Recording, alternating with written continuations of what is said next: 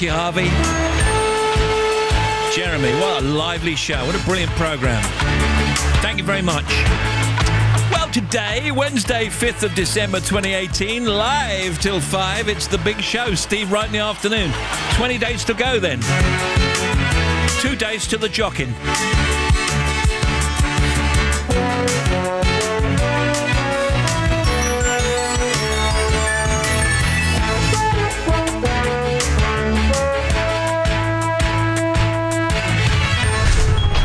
Steve Wright in the afternoon. Now playing everywhere. Sunshine in the rain. In the mind is the pain. They on me out like stain. Yeah, yeah. Súbeme la radio, que esta es mi canción. Siente el bajo que va subiendo. Time we leave it, but now we feel it. Turn up the music and run pain away. Súbeme la radio, que esta es mi canción. Siente el bajo que va subiendo. Tráeme el alcohol que quita el dolor. Hoy vamos a juntar la luna y el sol. I wanted you forever. Don't act like you don't feel it. I should've loved you better, but I still can't believe it. Remember that it's killing me that you're gone. How the hell do I move on? I'm drinking from this bottle, cause I can take it no more. Alright then girl, yo. Nightfall, I'ma always a feel a way. Baby girl, come and look me, now see your face. Remember the days when we would blaze and everything was amazing. Súbeme la radio, que esta es mi canción. Siente el bajo que va subiendo. Time we leave it, but now we feel it. Turn up the music and run pain away. Súbeme la radio, que esta es mi canción. Siente el bajo que va subiendo. Tráeme el alcohol que quita el dolor. Hoy vamos a juntar la luna y el sol. My body on your body, my heart against your heart. But when I go to touch it, I just wake up in the dark. You gotta know that I miss you. I can never forget you. Girl, I know I gotta let go, but I wish that I was with you. Súbeme la radio, que esta es mi canción. Siente el bajo que va subiendo. Time we leave it, but now we feel it. Turn up the music and run pain away. Súbeme la radio, que esta es mi canción. Siente el bajo que va subiendo. Tráeme el alcohol que quita el dolor. Hoy vamos a juntar la luna y el sol. Tell you this, make your body turn twist, make you reminisce. Baby girl, cause you know some me never miss. Now you're gone from my life, me a penny this. How me and you turn into enemies. Sunshine on my life, bare memories. To get you back in on me yard, that's where it is. I swear it is. Baby girl, you are drain on me energies. Yo no te miento, todavía te espero. Sabes bien que te quiero, no sé vivir sin ti. Yo no te miento, todavía te espero. Súbeme la radio. Enrique Iglesias, Sean Paul, etc. 207 in Great Britain, this is Radio 2, Steve Wright in the afternoon. Hello. We feel it, turn up the music. You'll need to make contact, won't you? Email steve.wright@bbc.co.uk if you need a shout-out, want to wish somebody a happy Christmas. Just say hello to yourself, make a comment, anything really. Text 88291, tweet us at BBC Radio 2. Sunshine in the rain. In the mind is the pain. They on me out like stain. Yeah, yeah. Súbeme la radio. Hands up if you've just bought an electric car. Batteries included, hopefully. Hands up for a lobster. It's for a lobster. You don't want one on your face, though, do you, really? Hands up. No, you don't. Hands up for buying Christmas presents today for somebody you love. Not a bad idea.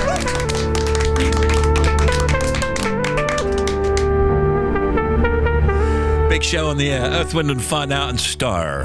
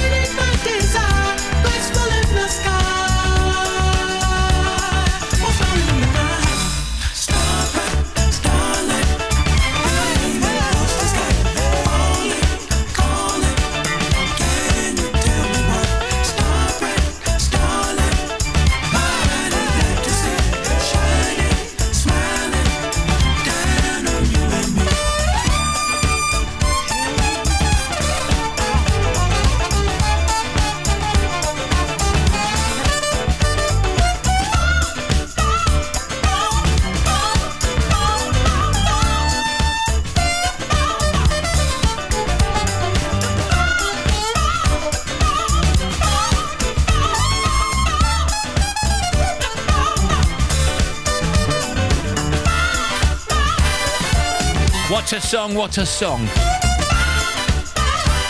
Earth, Wind and Fire and Star. Hi, Steve. This is Paul McCartney. Paul. Have you got anything by Anne-Marie or Charlie Puth? Maybe I can do some later.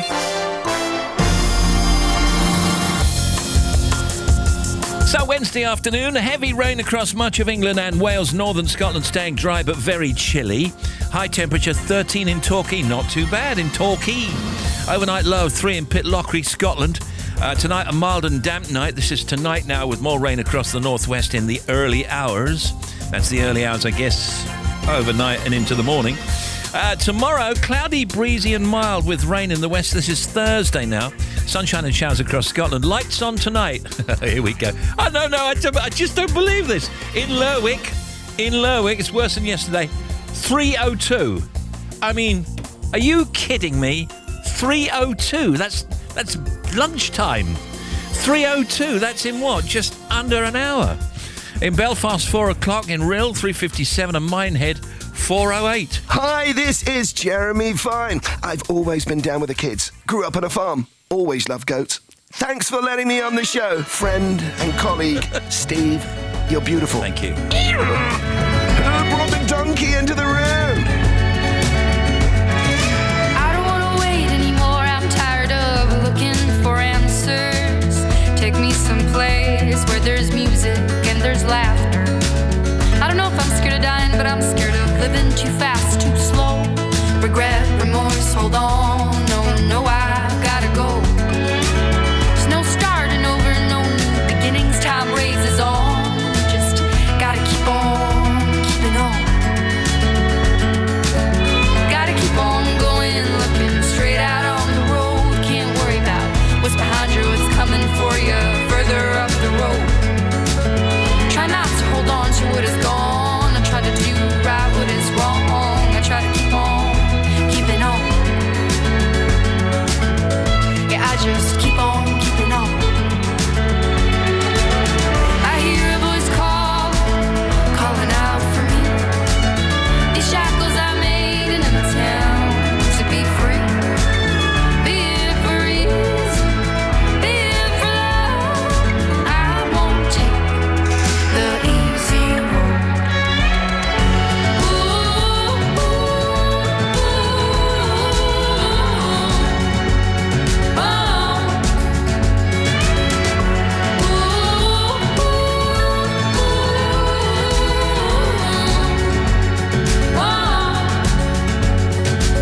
I've woken up in a hotel room. My worries as big as the moon. Having no idea what or where I am. Something good comes with the bad. A song's never just sad. There's hope, there's a silver line. Show me my silver line. Show me my silver line. I hear a voice calling out for me. These shackles I made in an attempt to be free. Be it for ease, be it for love. I won't take the easy road. I won't take the easy road, the easy road, the easy road. Oh, I won't take the easy road, the easy road, the easy road. Oh.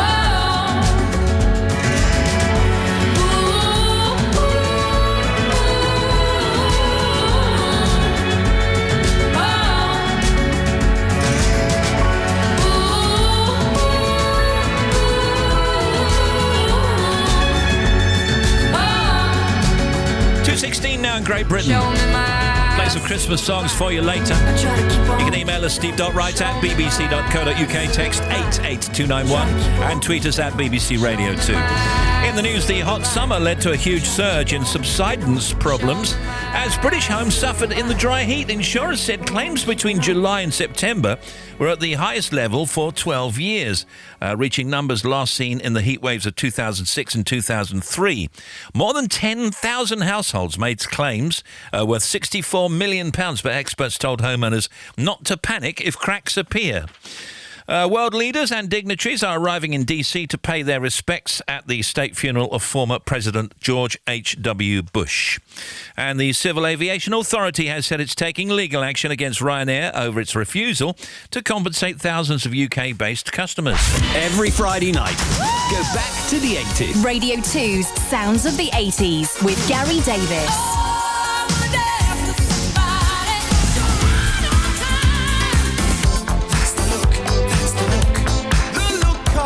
Relive all your favourites from this incredible decade.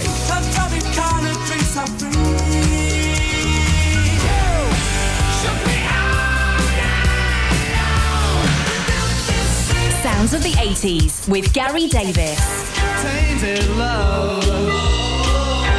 Tainted love. Friday night from 10 on BBC Radio 2. If you want to contact Steve Wright in the afternoon, email steve.wright@bbc.co.uk. Text 88291 or tweet at BBC Radio 2. Song opening.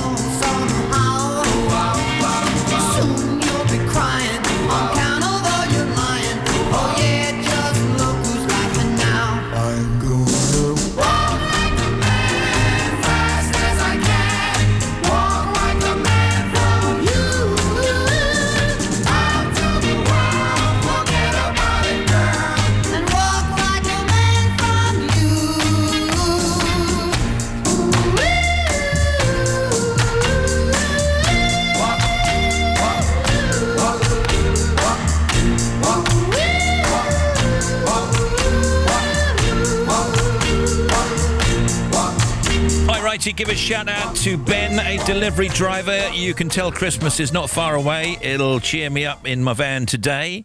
Steve, can you wish my girlfriend Jenny a happy Christmas, please? Love from Billy, you got it. And Steve and team out delivering and collecting parcels in the rain, getting drenched, from Ben in Huddersfield, West Yorkshire.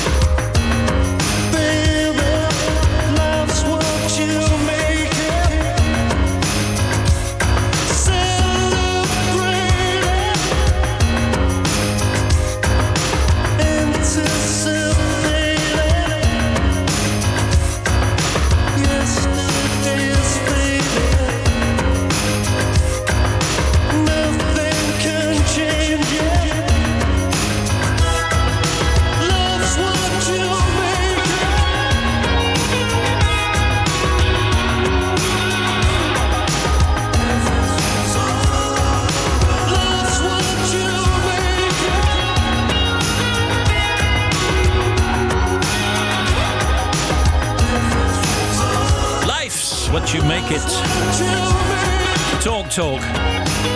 The winner of the BBC Sounds of 2018 poll, Sigrid, chats to Joe and Simon and plays live in the studio tonight, including a performance of her new single and special Back to Where It Began track also. That's with Joe and Simon at 5. Then The Folk Show with Catherine Tickle. Sitting in for Mark Radcliffe, and Catherine talks to Seth Lakeman about his latest album. Hi, this is Trump. I finally managed to lose exactly 323 calories today. I went to the beach and a seagull stole my Snickers bar. I felt it wasn't me. I'm not me when I'm hungry, but I don't know who I am when I'm not.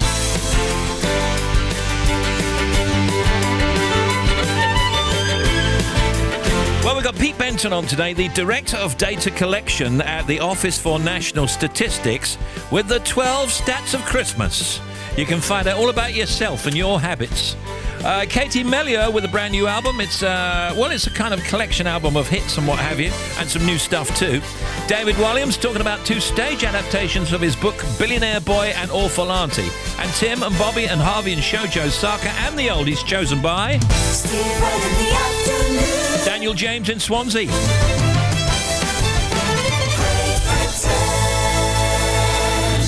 Music. What do you want me to sing? He was like, well, I don't know. But it can't be anything that anyone knows. And it can't be a song that's been written, because we can't get the rights. So just make up a song. This is Sound and Vision. It's a show where actors and directors discuss the musical moments from their films. How can a song illustrate a situation? It can harmonise a scene, but actually illustrate at the same time. Discover the stories behind the soundtracks with me, Miranda Sawyer. Reggaeton was what we would hear booming out of the cars that were driving around our streets. When you do a scene and you're struggling, what's your default emotion? The guy I was chatting to, when I shout, I went, oh, I just cry. All the episodes from this series, including Carey Mulligan, Steve McQueen, Wash Westmoreland and Maxine Peake, are available now on BBC Sounds.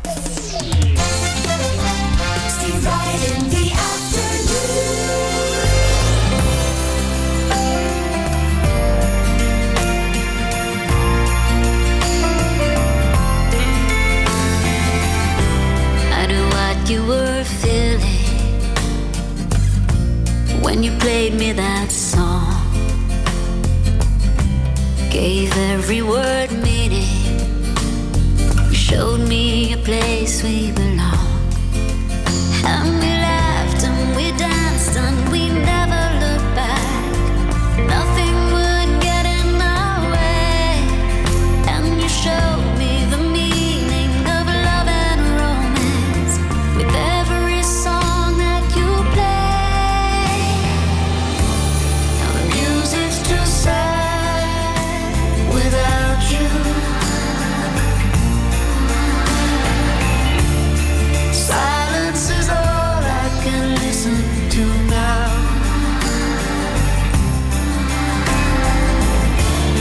I can't sing along to the songs like I used to.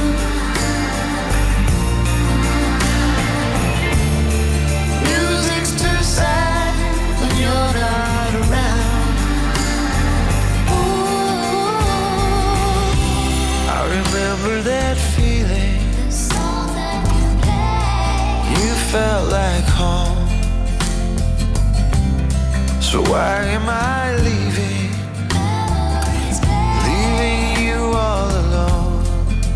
'Cause we laughed and we danced and we never looked back.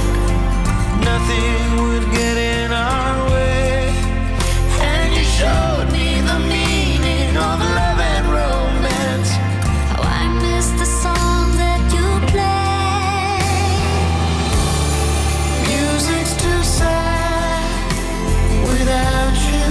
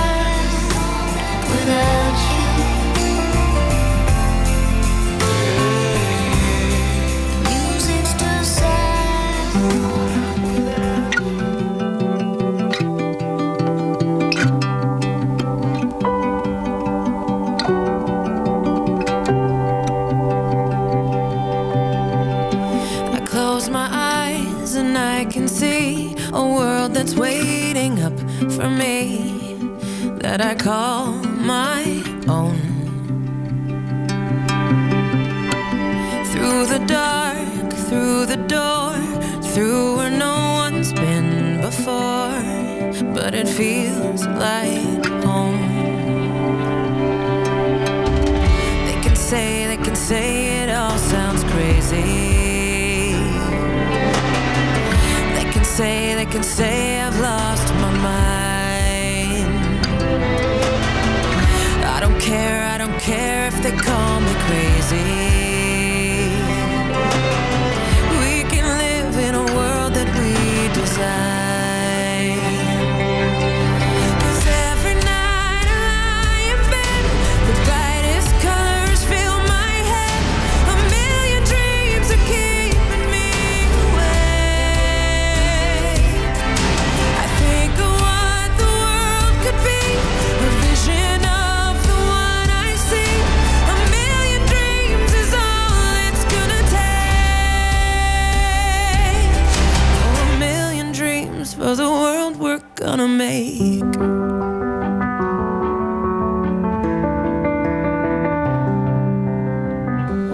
There's a house we can build.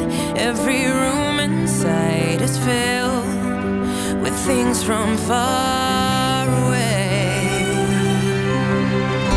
Special things I compile, each one there to make you smile on a rainy day. They can say it all sounds crazy. They can say we've lost our minds. See, I don't care if they call us crazy. Run away to a world that we design. 'Cause every night I lie in bed, the brightest colors fill my head. A million dreams are keeping me awake. I think of what the world could be, a vision of the one I see. A million dreams is all it's gonna take. Oh, a million dreams for the world we're gonna make. However big, however small, let me be part of it all. Share your dreams with me. We may be right, we may be wrong, but I wanna bring you along to the world I see, to the world we close our eyes to see. We close our eyes to see. Every night I lie in bed, the brightest colors fill my head. A million dreams are keeping me awake. I think of what the world could be, a vision of the one I see. A million dreams is all it's gonna take. A million dreams for the world we're gonna make. Million Dreams, it's Pink. Can you play a Christmas song to cheer me up? I'm plastering a cold, empty house in Prestwich, Manchester. Cheers. That's from Craig. Happy Christmas, Craig. Steve and crew just like to wish you all a great Christmas and thanks for all the fine joking around through the year from Mark and Matthew Higgs. Thank you. Hi, this is Viney. Look, don't let me tell you again. Stop looking at that phone and make contact. It's I'm mixing concrete with Calvin Harris. Don't come the raw prawn with me. You're no more gangster than Friar Tuck.co.uk.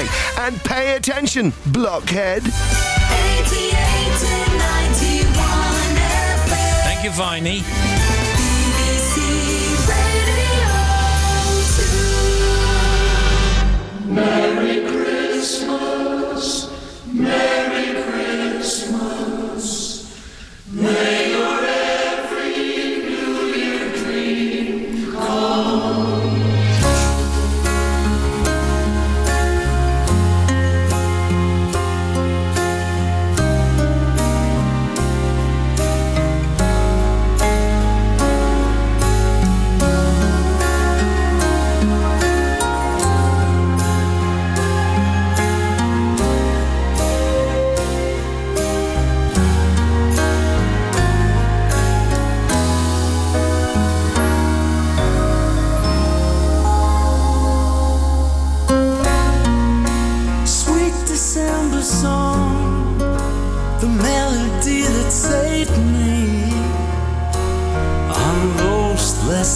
silent nights. Well, the snow would fall upon my bed. White sugar from Jesus, and take me to the day. She could always smile. The virgin child would always show you sin, just to save me. There was always Christmas time to wipe the year away. I guess the mom and dad decided that the war would have to wait. There was always Christmas time. Jesus came to stay. I could believe in peace on earth, and I could watch TV all day. So I dreamed of Christmas. Maybe since you've gone, I went a little crazy. God knows they can see the child, but the snow that falls upon my bed, that loving I needed, falls every single day. For each and every child, the Virgin smiles for all to see,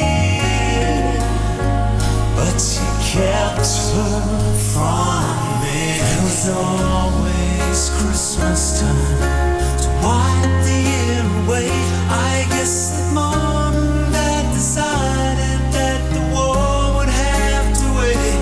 There was always Christmas time. Jesus came to stay. I love that song, don't you? December song, I Dreamed of Christmas, George Michael. Can you wish our brave little soldier Steve a speedy recovery from his man flu, from his caring colleagues John and Claire and Catherine, and another Catherine with a K, and Kate. Steve, can you give a shout out to Year 2 Costume Construction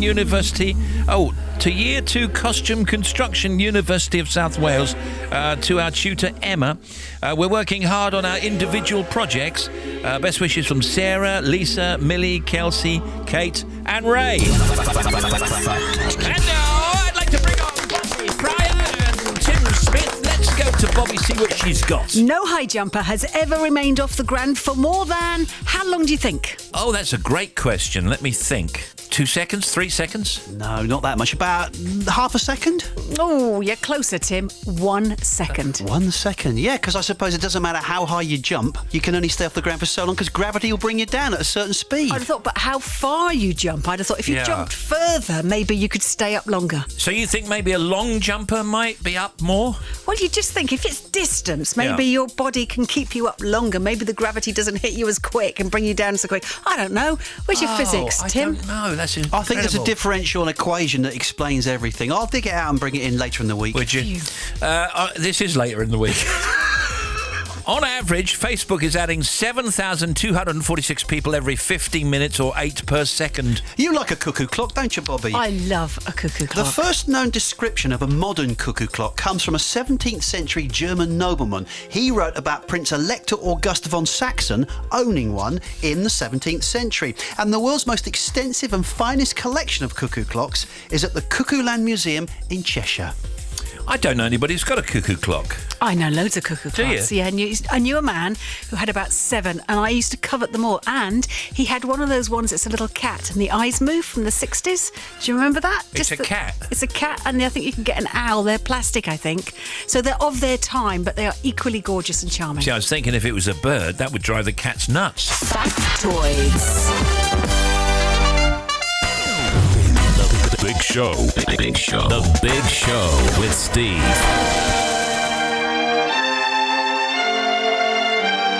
Nothing breaks like a heart. Mark Ronson, Miley Cyrus. This world can hurt you, it cuts you deep and leaves a scar. Things fall apart, but nothing breaks like a heart. Nothing breaks like a heart. I heard you on the phone last night. We live and die by pretty lies, you know it. We both know it. These silver bullet cigarettes, this burning house, there's nothing left, it's smoking. both know it. We got all night to fall in love, but just like that we fall apart. We're broken, we're broken. Nothing gonna save us now. Well, this broken silence by thunder crashing in the dark, crashing in the dark.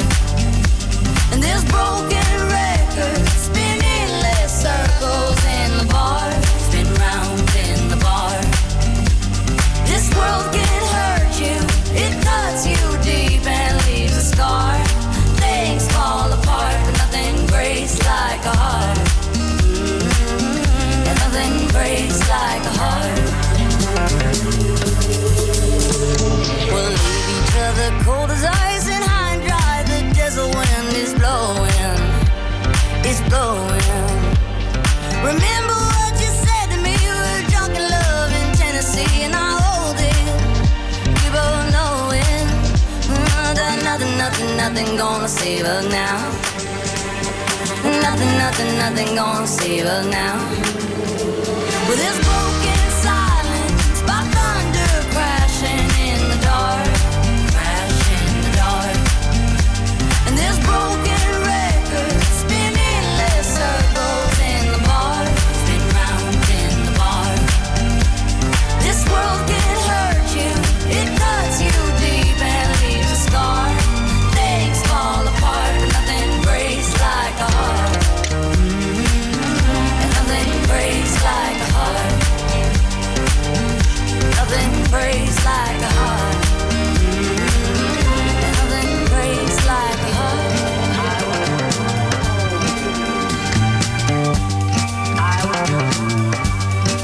All right, some news and some things going on today. The special counsel investigating alleged Russian collusion in the 2016 US election will not be pursuing a jail sentence for former National Security Advisor Michael Flynn. Mr. Flynn has admitted lying to the FBI. It's World Soil Day today and International Volunteer Day, the World Congress of Cardiology and Cardiovascular Health, and the International Coffee and Tea Fest have started in Dubai. It's the International Renewable and Sustainable Energy Conference in Rabat in Morocco. The two-day Clinical Quality and Risk-Based Monitoring Conference starts in Philadelphia. These are quite complicated. The National Railway Heritage Awards and the Energy Awards are both happening tonight in London, and the Smart Farm exhibition is on in St. Petersburg in Russia. In the football tonight, Premier League matches: Burnley play Liverpool, Everton, Newcastle, Fulham, Leicester, Wolves, Chelsea, Man U, Arsenal and Tottenham play Southampton. Snow Patrol begin their UK tour in Newcastle upon Tyne, and the Charlatans and James begin their co-headline tour in Glasgow. Great idea. Ronnie O'Sullivan, happy birthday. Don't really play much these days, you know. I mean, I play a few tournaments, that keeps me going.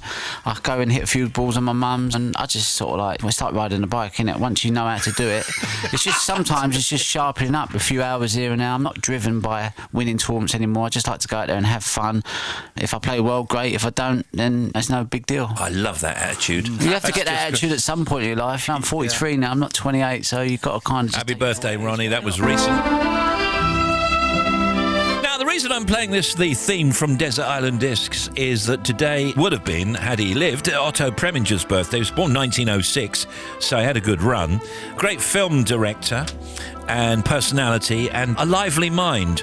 Except in this instance, he went on Desert Island Discs with Roy Plumley, the original presenter, and really didn't quite understand the concept of the show. Now, we play this every other year, but you have to admit it's one of the funniest things you've ever heard. Mr. Preminger, you're an independent and self-reliant man. Could you look after yourself on a desert island? Could I look after myself on a desert island? Yes. Could you build a hut? Are you any good at carpentry? Build a hut? Yes. You must be out of your mind. I can't even build a box, anything. Can you build a hut? No. Then why do you expect me to build a hut? I don't expect you. I just wanted to know, with an inquiring mind, if you thought you could build a hut. Could you find any food? Could you fish? Could you cook? I could not cook. I don't think you're going to enjoy this desert island See, very now, much. what they should have done is explain the concept of the show before he went on.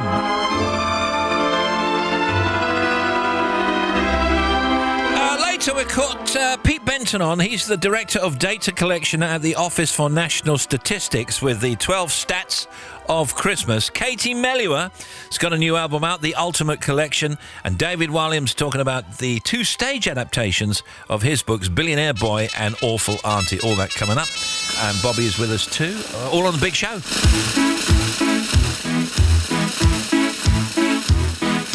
Hey, Mr. Churchill comes over here to say we're doing splendidly. But it's very cold out here in the snow, marching to and from the enemy. Oh, I say it's tough, I have had enough. Can you stop the cavalry?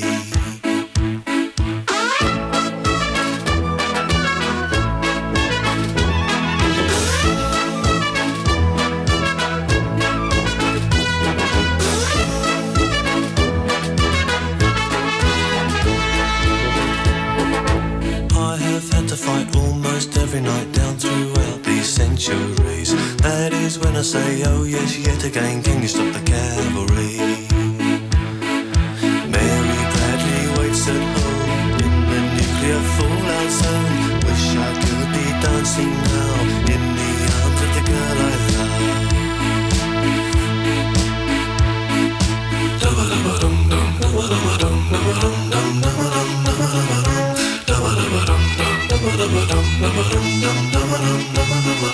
Wish I was at home for Christmas.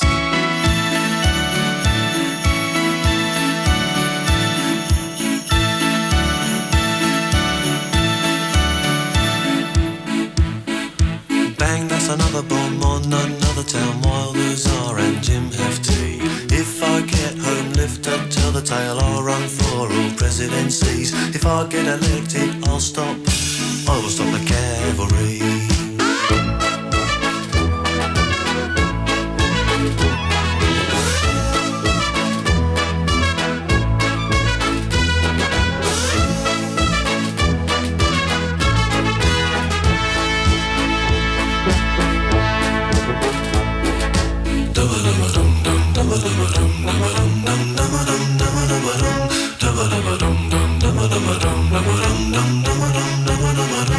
Wish I was at home for Christmas.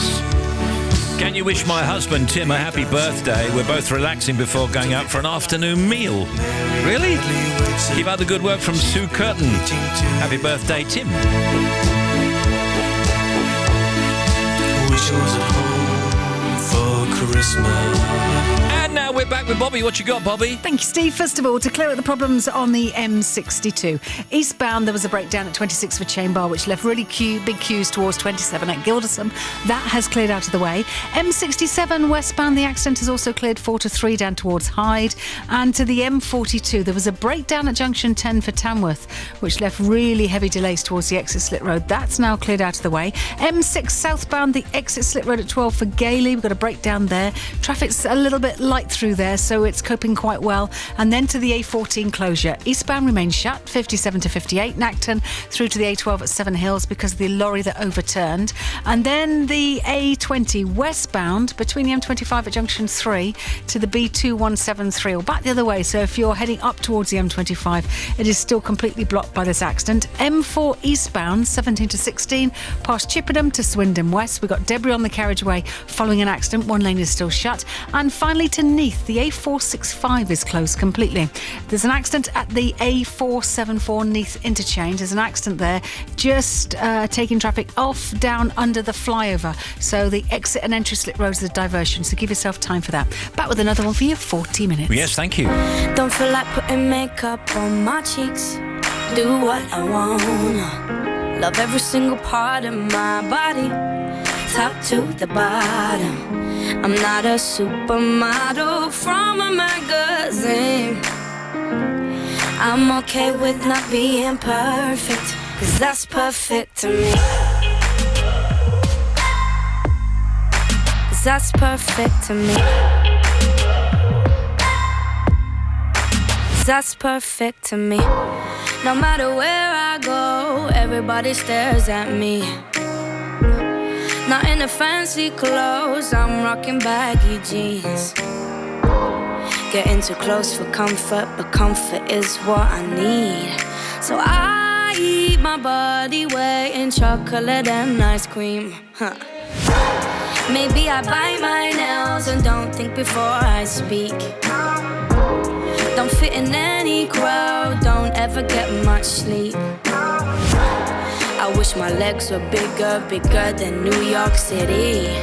And I love who I want to love, cause this love is gender free. Don't feel like putting makeup on my cheeks. Do what I want. Love every single part of my body, top to the bottom. I'm not a supermodel from a magazine. I'm okay with not being perfect, cause that's perfect to me. All right, now we got some more news. One of the world's oldest YouTubers, 107-year-old Master Nama from southern India, has died. She shot to fame on the internet for her cooking, which consisted of local and unusual dishes made from scratch.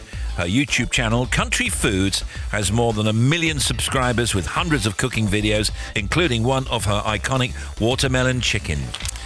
Something from Tom Cruise here, quite interesting, and see if you know what he's talking about here. Something is keeping movie star Tom Cruise up at night, and it's motion smoothing. In an impassioned video posted on Twitter, the Mission Impossible star warned that a default setting on many high-end televisions makes most movies look like they were shot on high-speed video instead of film. Taking a break from filming the new Top Gun movie, he appeared alongside Christopher McQuarrie, who pleads with viewers to do a quick internet search and find out how to change the correct settings. Now, what he means is, on these high-def televisions, the picture is so clear that you think, oh, it looks like video. And I've noticed this several times. Yeah, you're right. About 3 years ago, I remember watching a film on a big digital new TV at a friend's house, and I went, this looks like a documentary. It doesn't look like a film. That looked like the quality, because, of course, documentary is often filmed on digital, so that makes perfect sense. But I didn't know you could turn it off. Well, I think what Tom Cruise is saying here, he wants it to be more like a movie, more like film quality. Now, if you've got high def, then it's not going to be. There's something about film, isn't there? I don't believe this. I mean, I genuinely don't believe this, because a lot of films, we know this for a fact, a lot of films are now filmed. Not on celluloid, not on old-fashioned rolls of film. They are filmed on high-definition digital equipment, and you can tell the difference. I mean, I remember saying quite recently, look at that. It's the way they move, isn't it? It's the way people move. It's a jerky movement sometimes, but isn't it? But it's so crystal clear, coupled with that movement. I thought it was obvious. I don't like it. No, I don't like it. I'd rather see an old-fashioned kind of film technique used, and a kind of texture of film as well. You can tell the difference. Yeah. Can you filter it? Well, apparently you can get it back to how it really should be. I mean, I don't know so how. He's saying to change the setting on the television itself. Crikey, I didn't know you could do that. He says if you own a modern high-def television, he said, there's a good chance you're not watching movies the way the filmmakers intended, and the ability for you to do so is not simple to access. So he wants a simpler way to access. But I don't know quite what he wants. No. Does he want it filmic, or does he want it clearer? He wants everything, doesn't he? That Tom Cruise, he wants it every which way.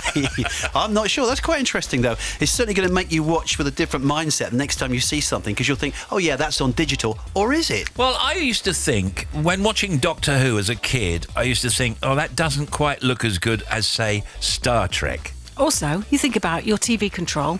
You know when you go into the menu? Yeah. How often have you really wandered into that menu and changed things to your liking? If you want to change the contrast, how on earth do you do that? You have to press... you can change everything. You can change the setting on the green colour, the red colour, whatever colour. I once spent hours setting up a television a couple of years ago, and then I sat down to watch it and I thought, what have I done? It looked dreadful. So I put it back to the default settings. Easiest way. Oh, really? Yeah, but I don't like the default settings. I mean, look at this TV up here. We've got TV on all the time.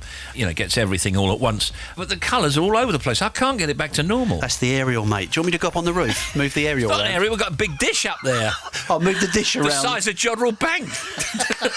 You've seen it out there on the BBC. Maybe needs repositioning slightly, yeah. This gets everything from other planets. Did you see, talking of TV, anybody see The Jungle last night? Oh, no, save it for me. Oh, okay. Well, I just wanted to talk very briefly. Saw bits of it. Saw the toads on the face. Can we mention that? Well, yeah, Emily had to do some tasks, and I think it was Harry and Nick who were in a thing. Yeah. And then one thing after another. It was spiders and snakes. Toads. And we won't say how... Dirty toads. great toads. Yeah, won't say how they did. But, I'm really enjoying it now. Yeah, I'm enjoying it. I think there needs to be a little bit of a frisson between some of the campmates, don't you, now? Yeah. Could do with some arguments because they're all getting on very well. But, I'm enjoying it. Enjoying Holly Willoughby as well. And Deck, possibly at the funniest he's ever been in his career. I know. It's almost like he doesn't care. It's fantastic. He's so funny. He is so funny. Tip-top form, I tell you. I thought that they did a thing last night. If you haven't seen it, I won't spoil it too much. They did a thing where he was on the bridge. Yes, and then yes. she says that it's not safe out there. And I thought, wonder what this sketch is going to be. Anyway, if you need to see it again, I won't tell you. Let's see what Bobby's got over there. What you got? Have you got a side hustle, you two? Because you're my side hustle. 1 in 4 people in Britain run at least one business project alongside their full-time job. Did you say a side hustle? A side hustle, yeah. You're my side hustle. Wow. I have another job, and you're my side hustle. You're my extra job. Wow. And it's partially brought in from New York and Silicon Valley. The kind of idea of another job on top. It's partly because, of course, this is quite an expensive country, and people maybe can't live on one wage. Yeah. And the other thing is, of course, maybe artistic endeavour, another outlet for your creativity. Yeah. Do you want to know what the top 5 side hustles are? Yes, I do, actually, yeah. Okay, so number 5 is running a blog or a vlog. 10% of the people do that. Buying and selling goods online, 11%. Stock market investments, still in the top 3. Writing a book is number 2. And running a craft business, like making cards or jewellery, is still number 1. A very good friend of mine the other day was saying he's on the Bitcoins thing. Oh, right. Well, don't say anything, because whatever you say, I might make them go up or down. Thing is, cybercurrency generally, it's mining now, isn't it? Yeah. Isn't that what we're into? I don't know. We're just broadcasters. Pete Benton with us later. He's the Director of Data Collection at the Office for National Statistics. There's Katie Melua, a new album, The Ultimate Collection. Oh, she's had some great hits. 9 million bicycles in Beijing. And David Williams. I'm the girl that your mama warned you about. I'm the last girl standing on a night out. I'm a wildcat waiting on a prey to bounce. I'm a little bit crazy by all accounts. I'm the one on the ball when the music plays. When the party is over, I sleep for days. You're gonna run the risk of getting burned, getting bit. But I promise you this, you'll be glad that you did.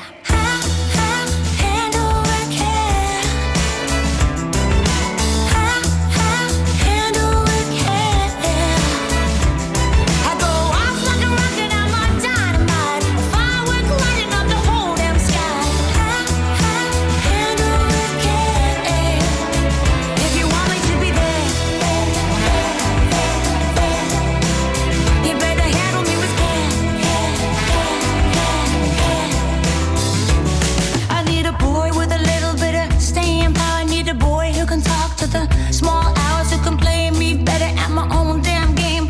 Deal with the bodies, take all the blame. Need a man who can get along with all my friends. Even if he's lying, and at least he pretends. A boy who can match me, drink for drink. Take me to the edge, bring me back from the brink.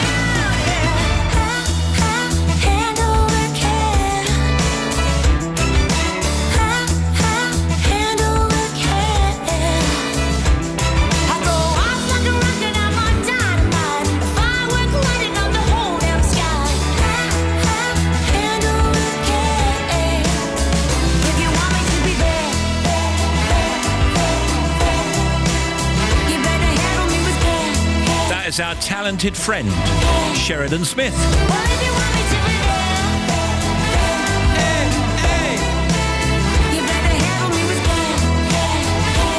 song. Handled with care.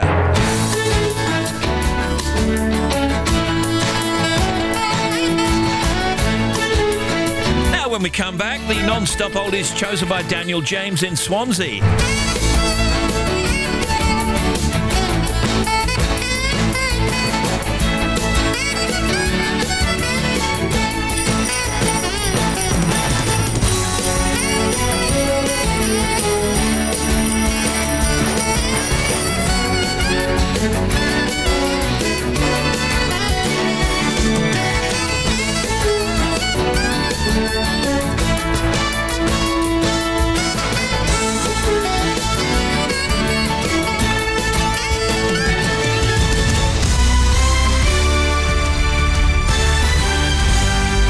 BBC News at 3 o'clock. This is Harvey Cook. The government has published its legal advice on Brexit in full, a day after being found in contempt of Parliament. The 6-page document says the proposed backstop arrangement, which is designed to prevent checks on goods at the Irish border if there's no trade agreement, could endure indefinitely if ongoing negotiations fail to reach a solution. Theresa May has denied suggestions that she misled MPs.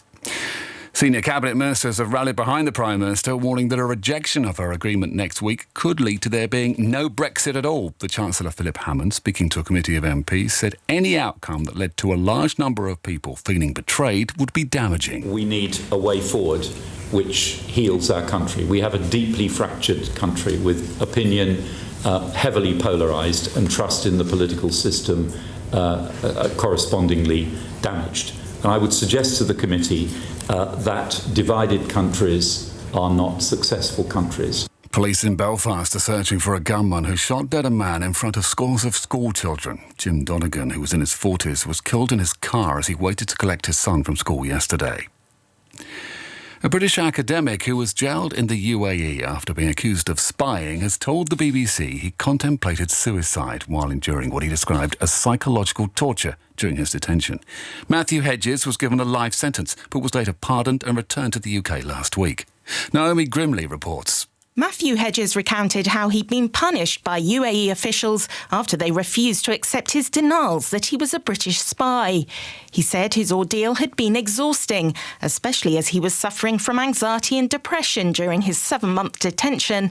Mr. Hedges said the aggressive questioning from his captors had given him panic attacks, and he hadn't been allowed representation from the British Embassy.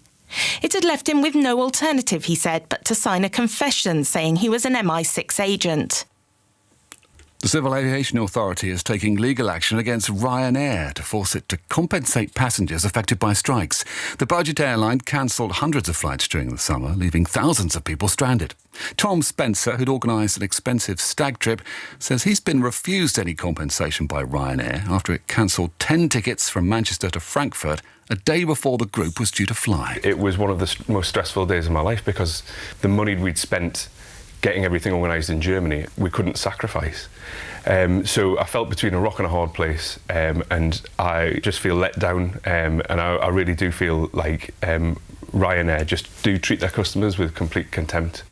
And the singer-songwriter Tom Grennan has been named BBC Introducing's Artist of the Year, which helps unsigned acts get their music played on local radio stations.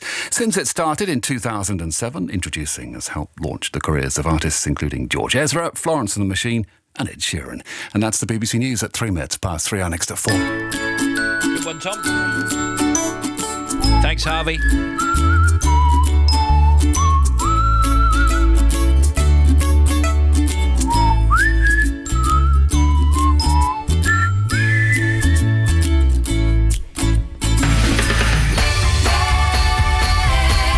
Come the oldies.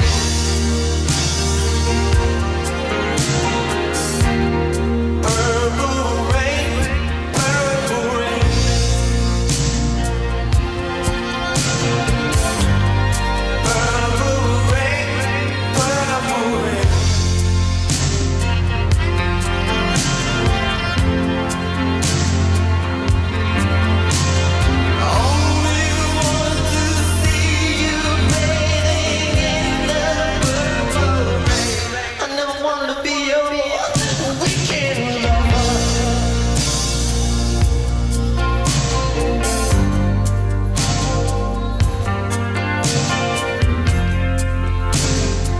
I wanna be some kind of friend. Hey. Baby, I could never steal you from another.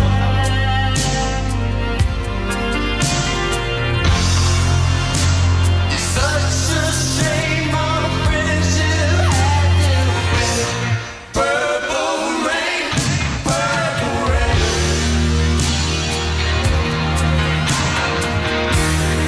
Purple rain, purple rain.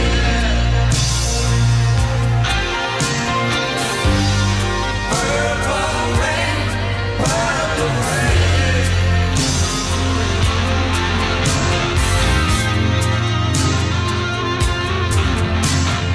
Only want to see you underneath the purple. Honey, I know, times are changing.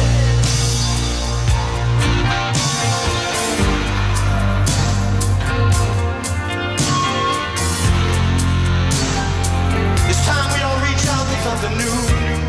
That means you too.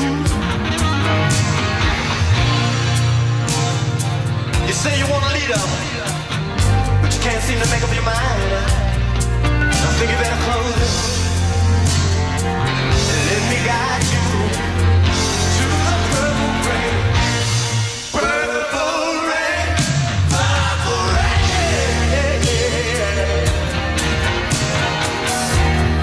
Purple rain, purple rain. You know what I'm saying about up here? Come on, raise your hand. Purple rain, purple rain.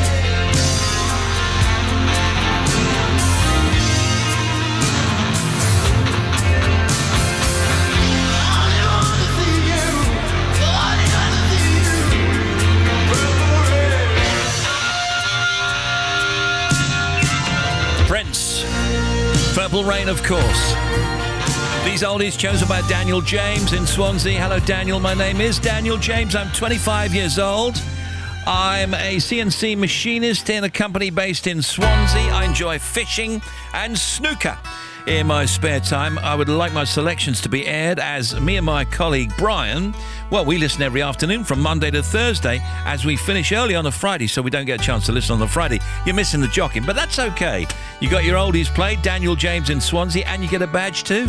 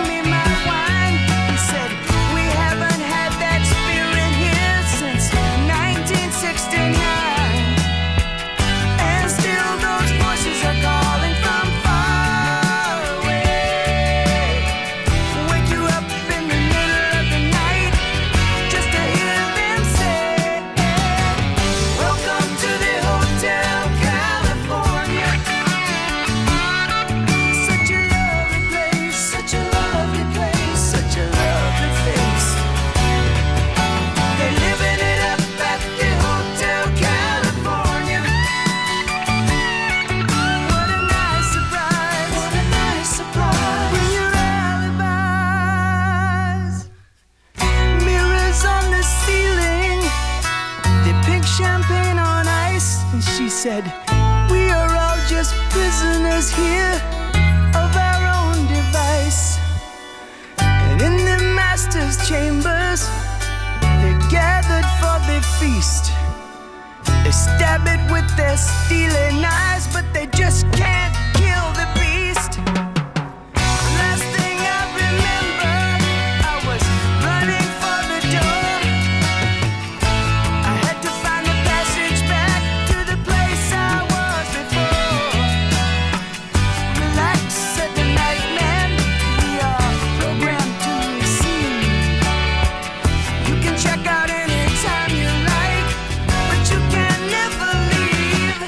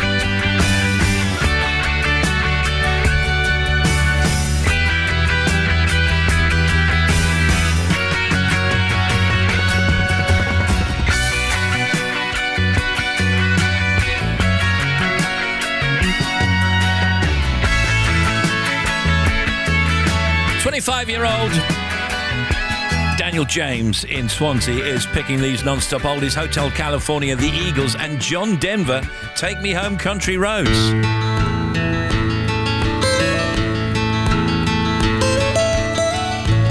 Almost heaven, West Virginia, Blue Ridge Mountains, Shenandoah River.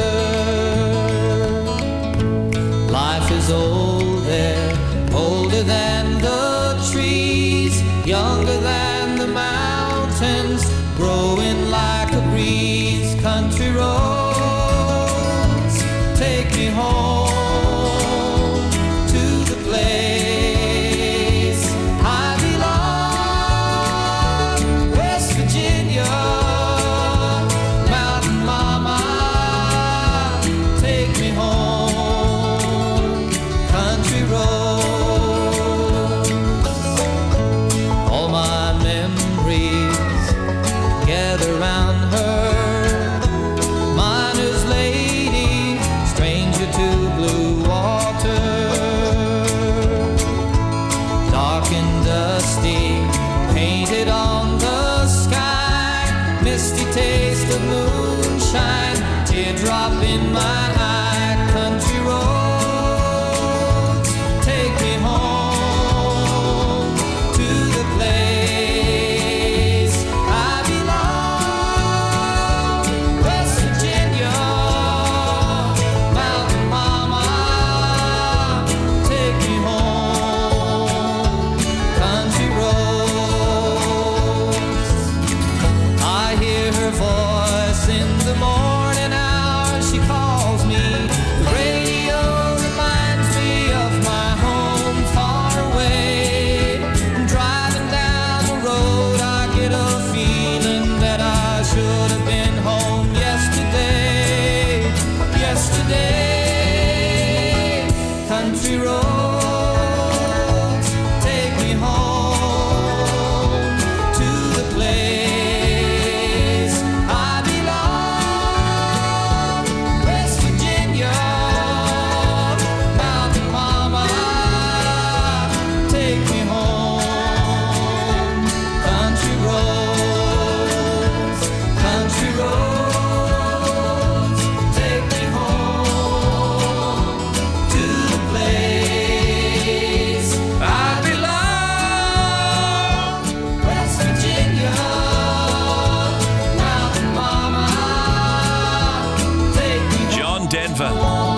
your home country roads.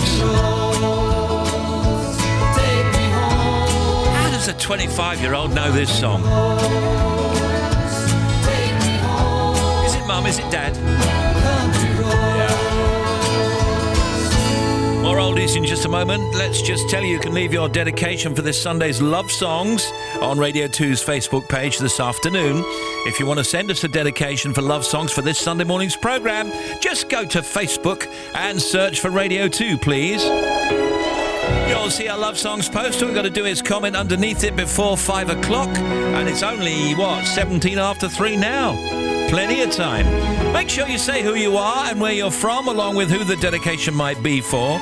We do read all of the dedications that you leave on Facebook, so please make sure you're listening to Love Songs from 9 a.m. this coming Sunday morning, and you could hear yours on the show. So I'll repeat that. If you'd like a dedication on Love Songs, a shout out, just go to Facebook, search for BBC Radio 2. Leave your comment under the Love Songs post, and don't forget you've got till 5. Thank you.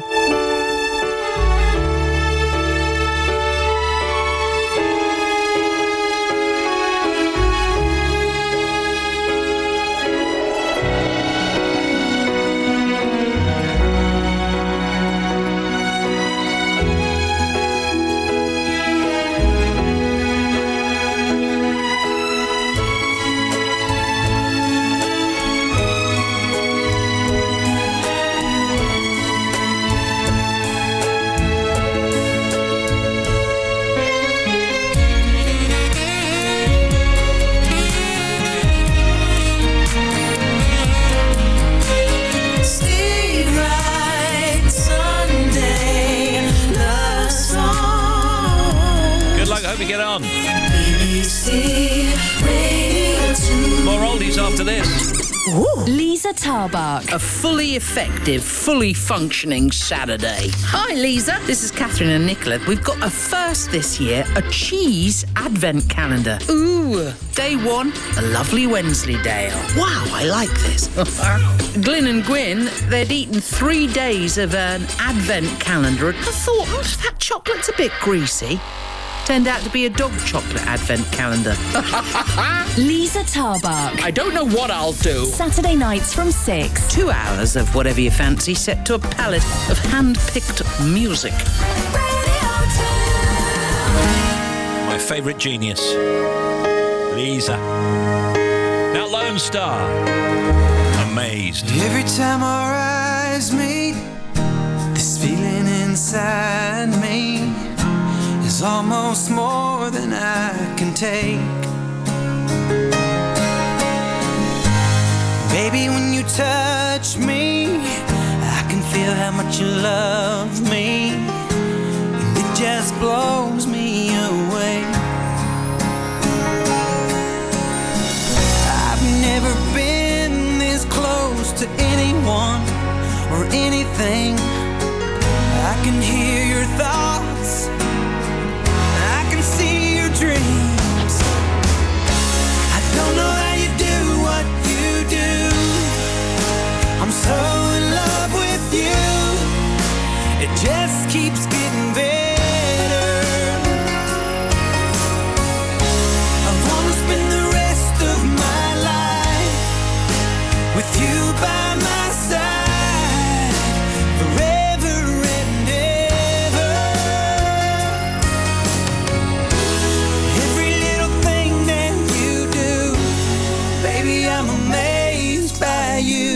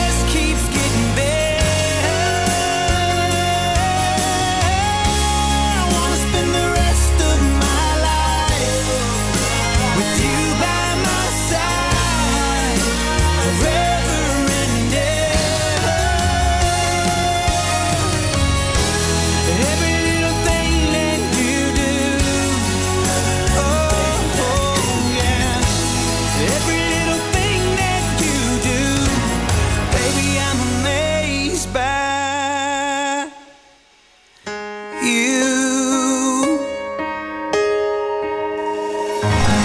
And these non-stop oldies chosen by Daniel James in Swansea. Lone Star, Amazed.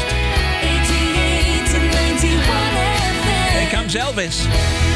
BBC Radio 2.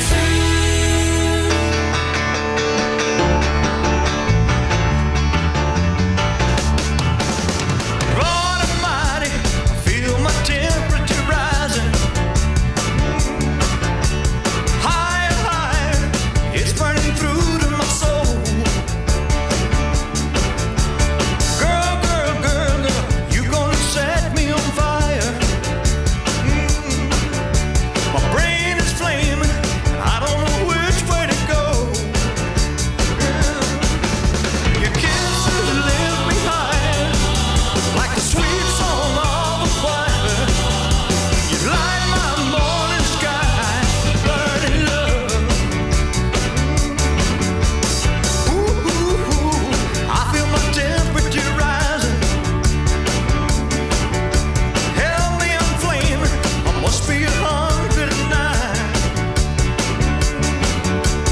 Burning, burning, burning, and nothing can cool me. Yeah. I just might turn to smoke, but I feel fine. 'Cause your kisses lift me higher, like the sweet song of a choir. And you light my morning sky, burning love.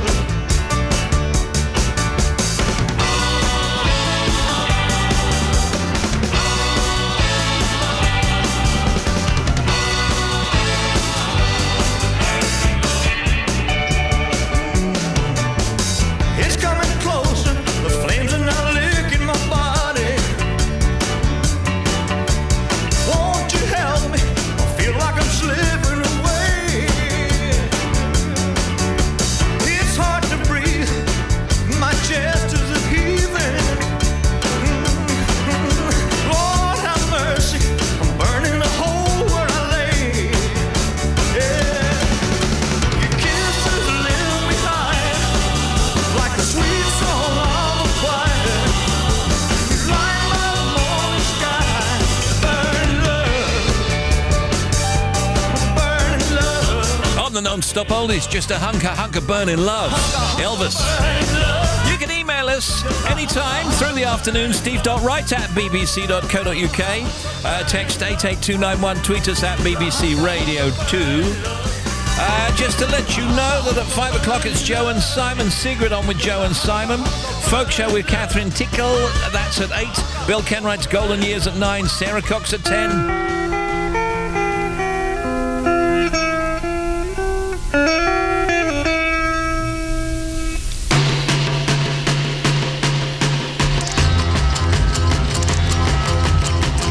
I see a red door and I want it painted black.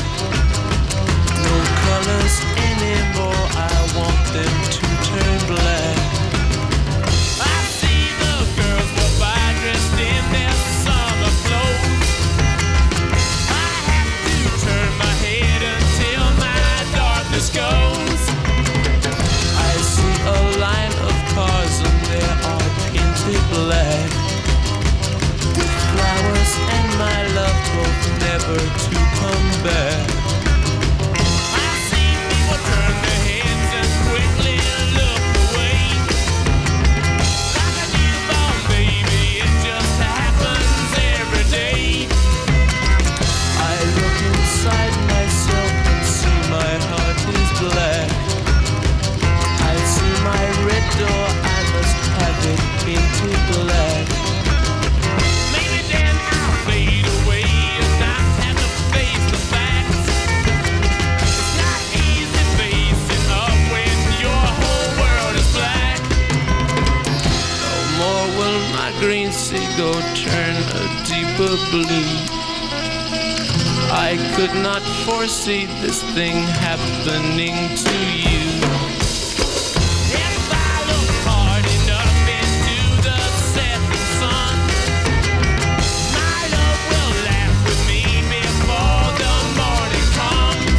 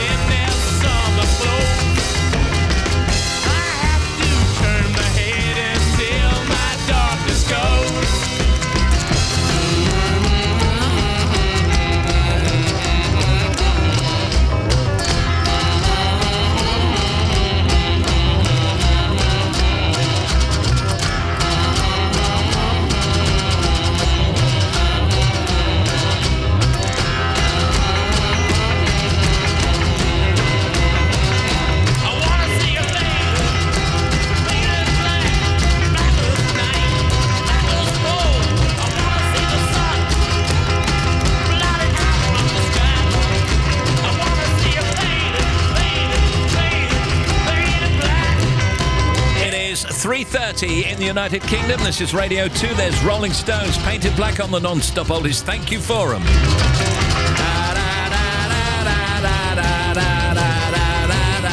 Yeah, oh, Painted Black. I know, man. Heavy rain across much of England and Wales. Northern Scotland staying dry but very chilly. High temperature 13 in Torquay. Overnight low of 3 in Pitlochry. Tonight a mild and damp night with more rain across the northwest in the early hours. Tomorrow, Thursday, cloudy, breezy and mild with rain in the west. Sunshine and showers across Scotland. Sunset tonight, well, you know, forget about it. Just put your lights on now. Can you play something Christmassy to get me in the festive spirit? I'm sat in my lounge, on my lounge floor, making coffee gift sets to sell at Reepham Festival of Light tomorrow night. Nice! In Norfolk. Looking forward to seeing all the lovely people there. Thank you from Joe. Will there be some nice mulled wine? Stephen, team, can you do a shout out to my buddies? That's Jay and Harv. We're working hard painting and decorating. That's with no G. I know that. Loving the show as always. Jeff Stevens from MK. Stephen, team, currently overlooking the Med in Nerja in southern Spain. Very odd, lying in 70 degrees, singing Fairy Tale of New York, which we were yesterday. Can you say hi to our family and friends at home? Missing you all, but not looking forward to coming home. That's Lyndon and Julie from New Inn in South Wales. And I know Nerja quite well, actually. If you did go down onto the beach area, just near the big hotel in Nerja, there's about, I don't know, at least 2 or 3 cafes where they're playing Radio 2. And they're not even English restaurants, they're Spanish. The Spanish love Radio 2. What you got there, Bobby? Steve, first of all, the M6, West Midlands. Junctions 9 to 8, down to the M5. We've got 1 lane closed. There's an accident there. Then to the A14 problems. Now, first of all, the A14 eastbound between 6 and 7 at Kettering. There's an accident there and 1 lane is shut. Traffic's actually not too bad. It's slow on the approach, but you can get past it. At the other end, the A14 eastbound remains closed, 57, 58. Nacton interchange to the A12 at Seven Hills. So there is a sign diversion towards Ipswich, and then the A1156 to rejoin the A14 eastbound again. So that's still unchanged, so just be aware, give yourself time for that. The M40 southbound at junctions 15 to 14 down to Royal Leamington Spa. There were earlier emergency repairs, so you got really heavy traffic through there, but lanes are now open. M1 northbound 10 to 11 up towards Dunstable South. We've got a breakdown there and 1 lane is shut. To the M25 now anti-clockwise round at junctions 30 for the A13 and Lakeside. We've got on the exit slip road a broken down lorry, so take care as you go off. You can get past it. It's about halfway up the slip road at the moment. To the A20, the Sidcup bypass. Now, it's been closed both ways following that bridge strike. So it's shut from the M25 at junction 3 to the A224, which is the Crittles Corner Sidcup turn. So closed completely while they do a bridge inspection. There are problems for the M20. Now, the M20 eastbound, there's a breakdown. Now, it's in the roadworks between 4 and 5, so extra slow towards Aylesford, but you can get past it. And then to the A351 in Dorset. At Stowborough, it's been closed completely. There's an accident between Corfe Road and the A351, which is the northern roundabout. And finally to Neath, the A465, still closed both ways. There was an accident at the A474, which is the Neath interchange, so they're doing an up and over exit and entry slip road diversion. Give yourself time. Back with another one, 25 minutes. Thank you to Bob Sturr. The British academic jailed for spying in the UAE has told how he endured psychological torture. Matthew Hedges, 31, said he was forced to stand all day in ankle cuffs, suffered panic attacks and had suicidal thoughts. Google's parent company Alphabet will test its drone delivery service in Finland next year. It's announced today. Helsinki will be the first European location for Wing, which has been testing drones in Australia. And world leaders and dignitaries are currently in the USA to pay their respects at the state funeral of former President George H.W. Bush, the body of Mr. Bush, which has been lying in state at the U.S. Capitol. His son, ex-President George W. Bush, will deliver one of the eulogies. That Arizona sky burning in your eyes. You look at me, babe, I wanna catch on fire. It's buried in my soul like California gold.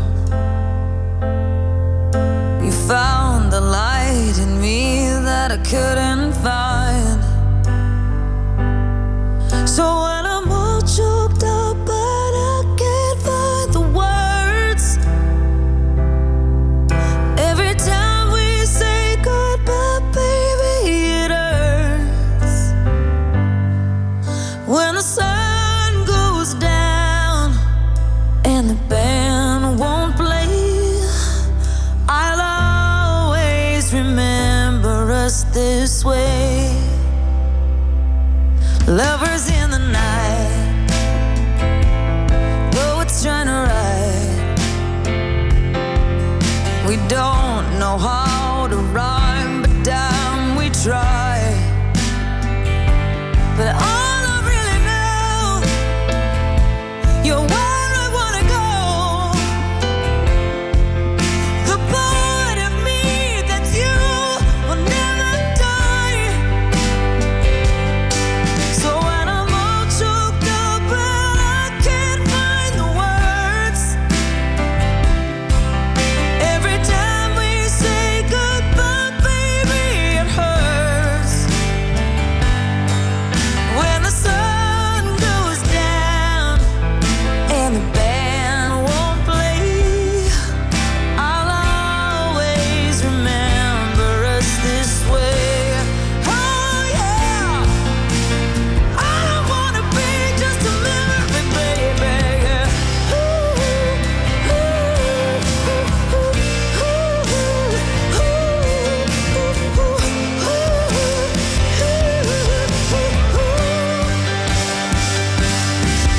When I'm all choked up and I can't find the words, every time we say goodbye, baby, it hurts. When the sun goes down and the band won't play, I'll always remember us this way. When you look at me and the whole world fades, I'll always remember us this way.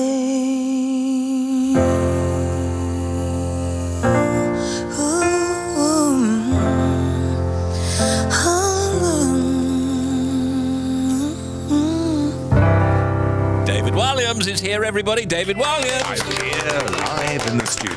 Now, thank you for that ripple of applause. when did you put up your tree? It's not up. Oh, it's not up? Why It's not? up. I'm waiting. Well- because I'm worried if you put up the tree now, and listen to me, Steve. Yes. If you put it up now, the problem is it could be dead by the time you get to Christmas. Have you Yeah. got a real tree or a fake one? A fake one this year, yeah. In fact, mine's wooden. Real From a trees are trendy made of store. wood. No. I mean, made of like all carved out. Oh. Are you going for fake or real then, David? I like real. And as for trees,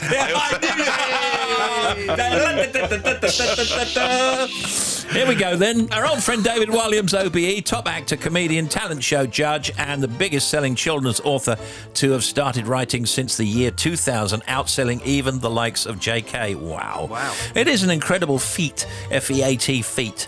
David's best-selling books include The World's Worst Children, The Boy in the Dress, Mr. Stink, and Gangster Granny. Billionaire Boy makes that list too. Released in 2010, the book has become yet another of David's to be adapted into a musical and has opened at Nuffield Southampton Theatre until the 6th of January ahead of its tour around the UK. We'll talk about that now, and I'll give you another round of applause because here's the thing. I mean, that is incredible. I remember when you started out, you said, well, I'm writing children's books. I said, well, is that okay? Is that lucrative? Is that wise? Well, I don't know. Is it? Do you remember the first one you wrote? Yes, I do. It was called The Boy in the Dress. Yeah. And that came out just 10 years ago. It didn't actually sell very well. People think I was an overnight success at children's book writing. I wasn't. It wasn't until my fourth book, Gangster Granny, that people were interested in my books. Were you trying to subvert the genre slightly in terms of writing about things that other children's authors didn't write about? Well, suppose I wanted to be original. I think with The Boy in the Dress, it was certainly more daring as a subject then, and some people were a little bit resistant about the subject matter of the book, whether they thought it might be suitable for children. But obviously that has become like a huge issue now that you actually read about on a daily basis. Yeah. But I just love doing it. I mean, actually, when I've got a book on the go, I can't wait to go back to it. The last book I brought out, The Ice Monster, it came out on a Tuesday. On Thursday, I delivered a new book to my publisher. And my publisher said that's never happened before. Really? Yeah, I mean, obviously, I didn't finish it on Tuesday. That was when it was published. You know, it was finished a couple of months before. But no, that's how much I love it. I mean, I just want to write more and more and more. The story, this is Billionaire Boy, follows Joe Spud and his dad Len Spud. For, let's imagine we're adults and we might not have read it. Tell us about the characters. Well, I'd find that very strange if you hadn't read it. It's very hard to imagine that you're adults. Having heard the show, I had no idea. None taken. It's about a boy who's got everything he could ever dream of, but he doesn't have a friend, and that's basically what it's about. So it's a big wish fulfillment fantasy. Yeah, you're pointing. I get it. Yeah. I get it. None taken. And so I had a lot of fun creating this world. Got a super rich boy who's got almost something I've always wanted, which is he's got a water slide going from his bedroom down into a swimming pool. Wouldn't you like to wake up every day by going down a water slide? I love water slides. Yeah. Water slides make me really happy. And now I'm a dad, I can go again. Because if you go on your own as a grown-up, it looks a bit weird. But if you can go with a child, it's the best thing ever. So he's got that, but he doesn't have a friend. And the story is his journey to realising that money isn't important and that there are other ways to be happy. In the end, actually, the dad loses all the money. So it being a musical, David, I suppose each song has to set up the next part of the story. Yeah, well, the songs have been written by members of this group called Xenomania, who you'll know this songwriting group who did lots of hits for Girls Aloud, Kylie Minogue. They co-wrote with the Pet Shop Boys. And so they've written 18 songs for this musical, and it's on in Southampton. And I went on the first night a week ago, and I was absolutely blown away because it felt so much better than the book. There was so much more to Really? it. Yeah, they just added loads of jokes. The fact of having songs completely lifts the whole thing. And there's even been reviews that sort of slagged me off but still said the show's good. The show's so good. But you're rubbish. Well, They how go, does that work? we don't like the book, but the show is great. I mean, even if you didn't like the book, the show is brilliant. Well, it's interesting because I don't ever remember you being a control freak. So I can't imagine you going down there and interfering. I mean, what you just said was great. You said, oh, they've added jokes. Well, I mean, I would have thought you would have added jokes. But well, I don't have any more jokes. I've used them all up. No, but you're not that much of a control freak, are you? No, I'm not. I think because I came from writing for television, and as you guys know, it's so collaborative. In TV, there's like 50 people work on a show, and so you can't be too much like, oh, well, this is what I've written, and it's got to be exactly like that. The thing is, some people will see that show and assume that I wrote those good jokes. So it's no. But you must have no bad thing. collaborated with the production, with the director. And Yes, the I have. But to some extent, I've let them get on with it because I think if you stand over people's shoulder the whole time and go, oh, don't change that. Oh, there's a comma there. Oh, make sure you do this and that and the other. They'll stop doing good work. You know what I mean? Because they'll be inhibited. I see you've been going wrong, Tim. What, inhibited? Yeah. We'll be right back with David Williams in just a minute. Thank you.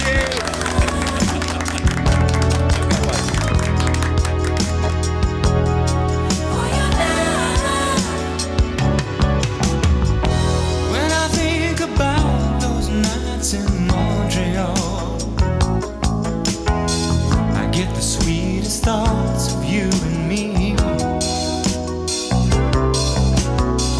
Memories of love above the city lights. Ooh,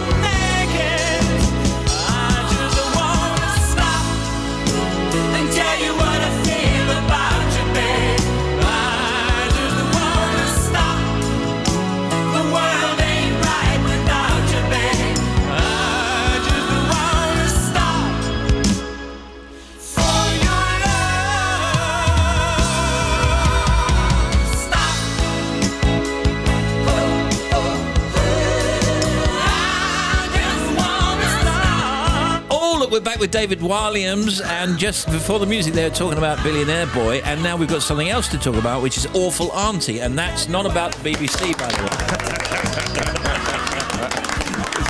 If it would. Exactly. Yeah, this is another one of my children's books, and there's another theatre production of it, this time at the Bloomsbury Theatre in London. This is a story about a little girl who finds herself locked in a country house in the 1930s with her wicked auntie. Oh, yeah. And her auntie really wants to inherit the house and so wants to get rid of her niece. And so it's a kind of murder mystery, slight sort of horror vibe to it. And this is a play. Billionaire Boy is a musical. This is a straight play. And it's been touring the country for about the last 18 months. And now it's coming into London for the first time. Well, congratulations. That's fantastic. I mean, you must be very pleased with everything that you do. Most of the things that you do turn to gold immediately. Not everything. Well, and nobody can have a 100% strike rate, but pretty about much a everything. 10%. Well, the good thing I've noticed is that mostly only the good things you do get remembered. And it's a bit like when you're in a play and there's reviews. You know, you walk past the theatre and there's reviews. Yeah. Well, the bad reviews, they get thrown in the bin. If someone says 5 stars, magnificent, that gets put outside the theatre. Yeah. So it's a good thing to remember, actually, if you ever get a bad review. What about your working week then, David? I guess it depends on what you're doing at that time, but do you work every day? It depends. I normally work 7 days a week unless I have got my son, and then I clear the decks, so I get to spend time with him. Yeah. But, you know, I quite like putting him to bed and then doing some more writing. I actually like writing in the evening because in the evening, no one can disturb you. It's also your mind is maybe going into a sort of sleepy, kind of dreamy place. So it's quite good for sort of thinking up ideas. And it's very quiet often as well. Does it have to be quiet? You can't have the radio on? Or... Yes, I can have this show on, obviously. It's inspirational. And the worst thing is if there's anyone around, you know, asking you a question. Because you see, when you're writing, you're sat there looking at a computer screen. It doesn't look like you're doing anything. Because sometimes you're not even typing, you're just thinking. And someone says, can I just do this? Can you just do it? Have we got any milk or whatever it is? You just go away, I'm writing! Oh, that's interesting. I like to be left alone because people always ask about Roald Dahl and his shed. You know? And I think, he had a shed, so people couldn't come up to him and ask him annoying questions. Do you ever watch your old stuff, you know, with Matt? I tend not to watch it because I think there's only 2 scenarios where you watch yourself on TV. One is you've invited a load of people over and said, hey, let's watch me on TV. The second thing is you're on your own in your house watching yourself on TV. Yeah. Neither of which seems like a good scenario. Equals sad, doesn't it? Yeah, I mean, I just can't work out the scenario where it would be a good idea to watch it. Now, tell me about this. You're playing Headmaster in The Midnight Gang. Today, we haven't got a date, but can you tell us about that? It's going to be on over Christmas on BBC One, so it's an adaptation starring Alan Davis. I'm in it, Hayden Gwynn, lots of other talented actors, Mark Heap's in it, and a brilliant cast of children. It's a story about some children who are stuck in a hospital and they create this secret society called the Midnight Gang to really make each other's dreams come true, and they have lots of misadventures and get into trouble and that kind of thing. And it's one of my children's books that's become a TV adaptation, and everyone seems super, super happy with it. It's amazing that, you know, you write the books and that's one thing, and then they can become other things. Yeah. TV shows and theatre shows and everything. I mean, one day we're praying for a film.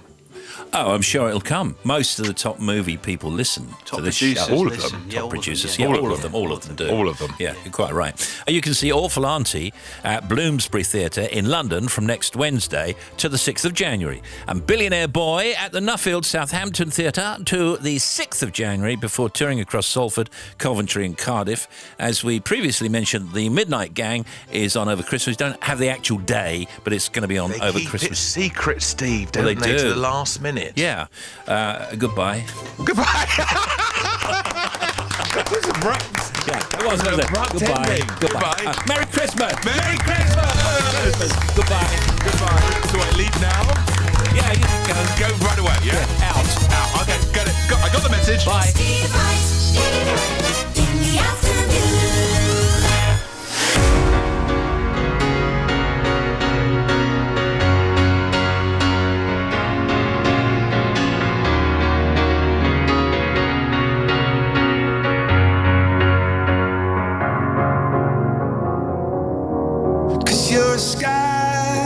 You're a sky full of stars.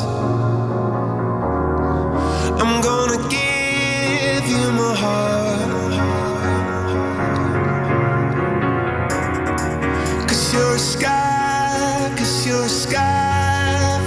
stars. 'Cause you light up the path. I don't care, go on and tear me apart. I don't care if you do.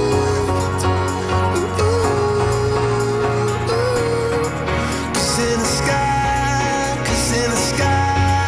full of stars, I think I saw you.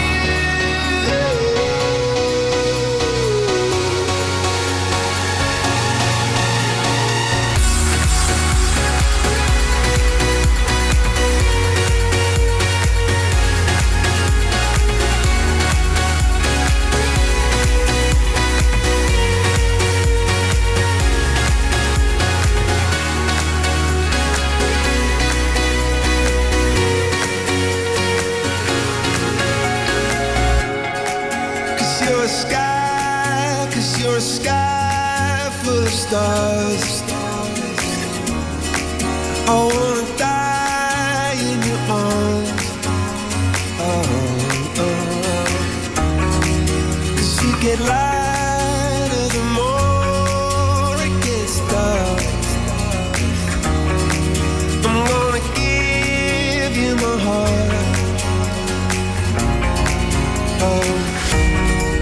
I don't care, go on and tear me apart. I don't care if you do.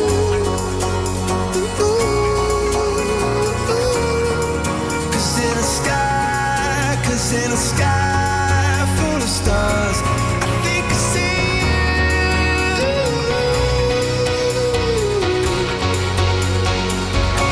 I think I see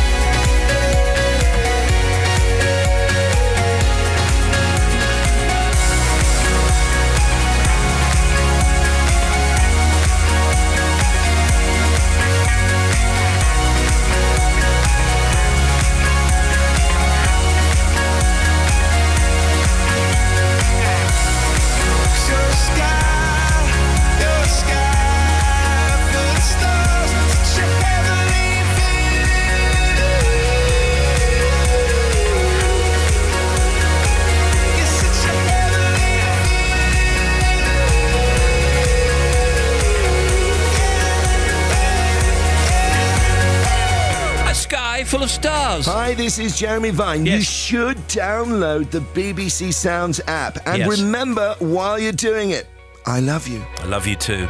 Steve, my name is Fish. I'm 20 and a big fan of the show. Currently driving to London to meet my mum, Isla, and three sisters, Jess, Charlotte, and Issy, to see the musical Bat Out of Hell as an early Christmas present. Many thanks. Keep up the good work. That's from Fish, otherwise known as Philippa. 5 to 4, here's Bobby. Thank you, Steve. First of all, to Edinburgh, the A720, the city bypass, now eastbound, going off at Hermiston Gate on the Calder Road roundabout, there's a breakdown. So you've got a broken down lorry blocking part of the roundabout, so you can get through. It's just a bit congested on all approaches. The M6 southbound at 9, we've got the accident still to 8 the M5, so one lane is closed. The A14 problems. First of all, eastbound, accident between 6 and 7, Clendon through to Kettering, we've still got one lane shut. Eastbound closure of the A14 right at the other end, junction 57 to 58, still closed with the overturned lorry between the Nacton interchange and the A12 at Seven Hills. The M25 anti-clockwise, exit Slit Road at 30, going off onto the A13, we've got a broken down lorry on that exit Slit Road still. And the M1 heading north, 10 to 11, up towards Dunstable South, there was a breakdown. Now they've moved it off the carriageway, but it's still heavy as people slow to have a look past the scene. A20 Sidcup bypass, still closed.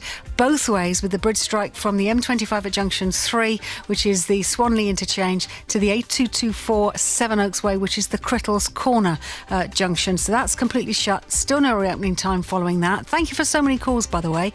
And then the M20 eastbound breakdown 4 to 5 at Aylesford. One lane is shut. The latest on the M4 eastbound at Newport. Now we've got an accident.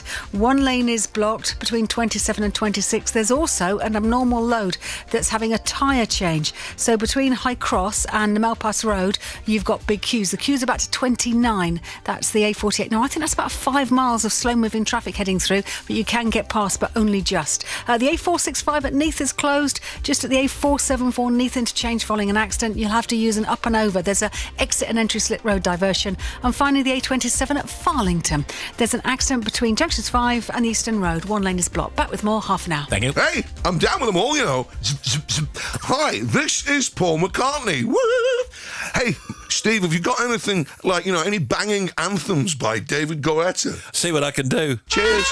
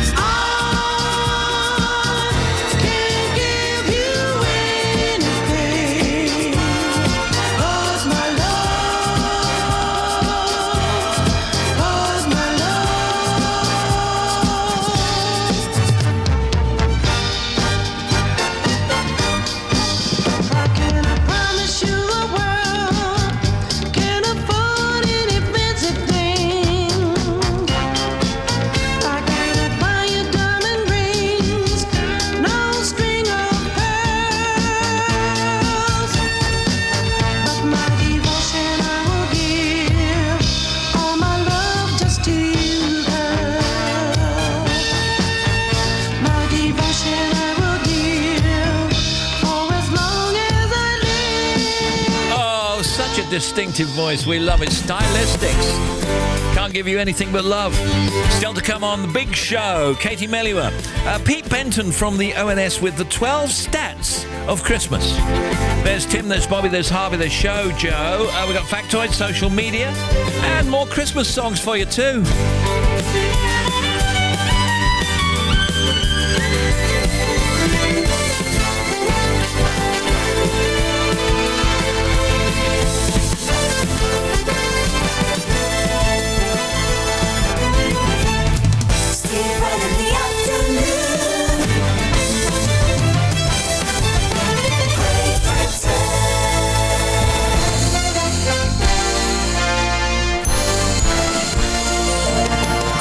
United Kingdom Radio 2 on the BBC Sounds app, on digital radio, and on 88 to 91 FM. BBC News at 4 o'clock. This is Harvey Cook.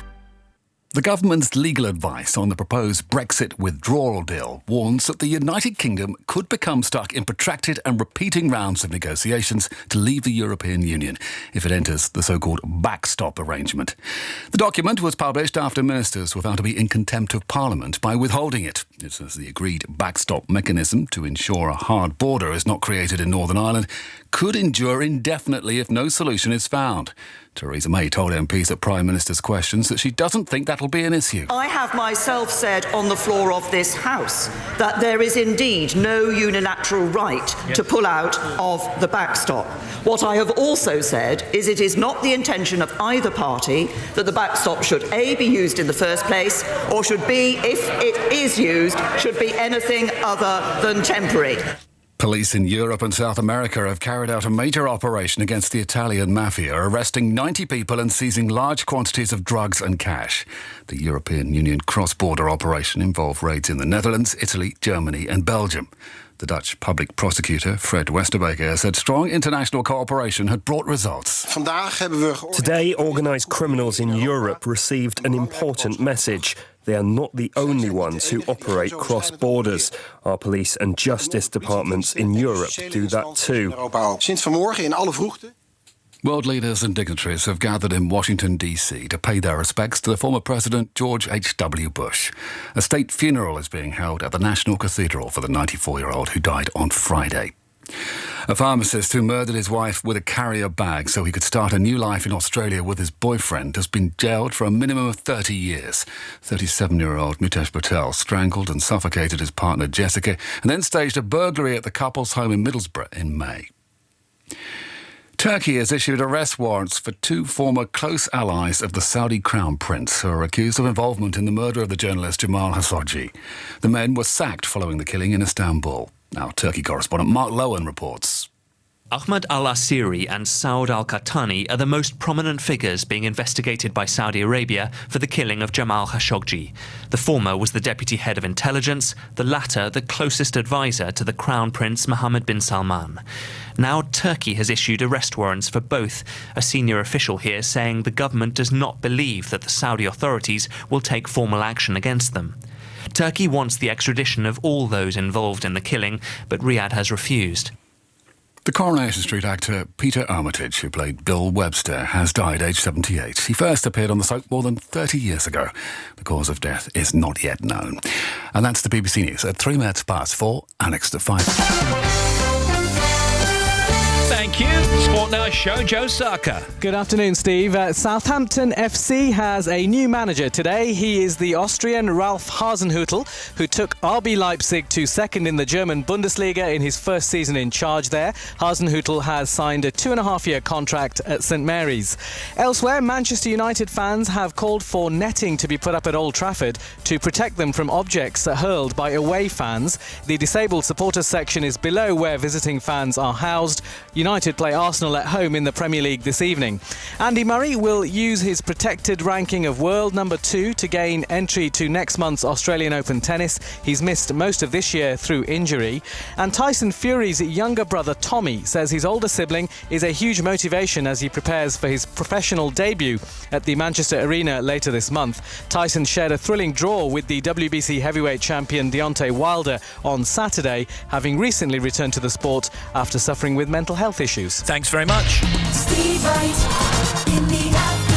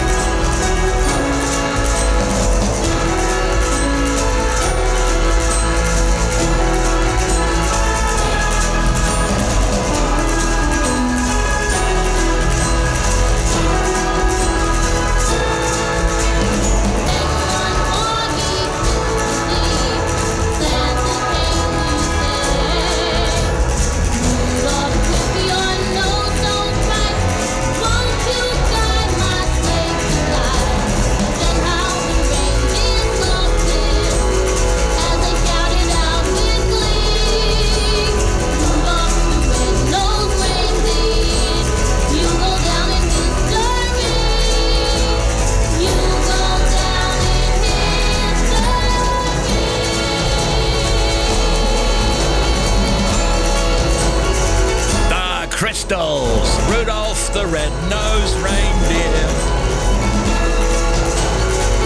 In the social media, hashtag it would be a miracle is trending.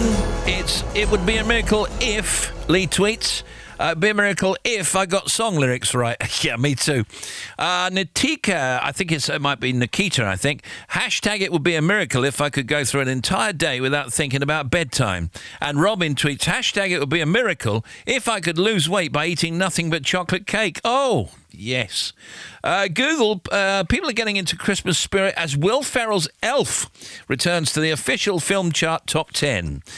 It's been announced that Kevin Hart will host the Oscars now. That's next year. And Kev has said that it's an opportunity of a lifetime for me as a comedian, and has described previous hosts who include Ellen DeGeneres, Chris Rock, Hugh Jackman, Jon Stewart, Whoopi Goldberg and Billy Crystal as a legendary list. RuPaul's Drag Race will be coming to BBC Three in 2019. Since it launched in 2009, the US version of RuPaul's Drag Race has attracted global audiences with its mixture of talent show drama and all-star celebrity guests, including Lady Gaga and Khloe Kardashian.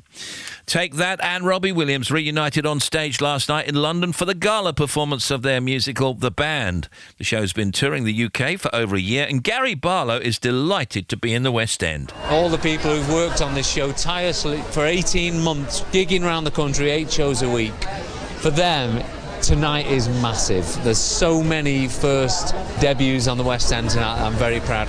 Good luck, Gary and boys. Screenwriter, director and producer Ryan Murphy received a star on the Hollywood Walk of Fame yesterday. He's the man behind Glee, American Horror Story and Nip Tuck.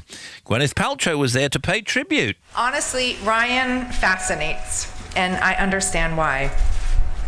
There aren't many things, and even fewer people who you can count on to surprise you, to always offer you something truly new, to help you see the world from an angle you never imagined, and maybe even to unwittingly set you up with your husband. Gwyneth Paltrow and Margot Robbie has been talking about her new movie, Mary, Queen of Scots. She plays Queen Elizabeth I in the movie and wanted to make sure that she made the role her own. I stayed away from watching anyone else's portrayal of Elizabeth. That was kind of the first thing. And then I just really tried to, I guess, serve the story, serve the character, try not to get too freaked out about, oh, what does someone else do? And am I busy there, people not going to like my portrayal? And just really remind yourself that you're just a vehicle for your character, and that's it. Margot Robbie.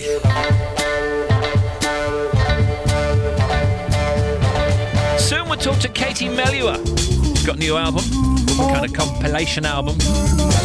At 4:10 now, Temptations Cloud 9.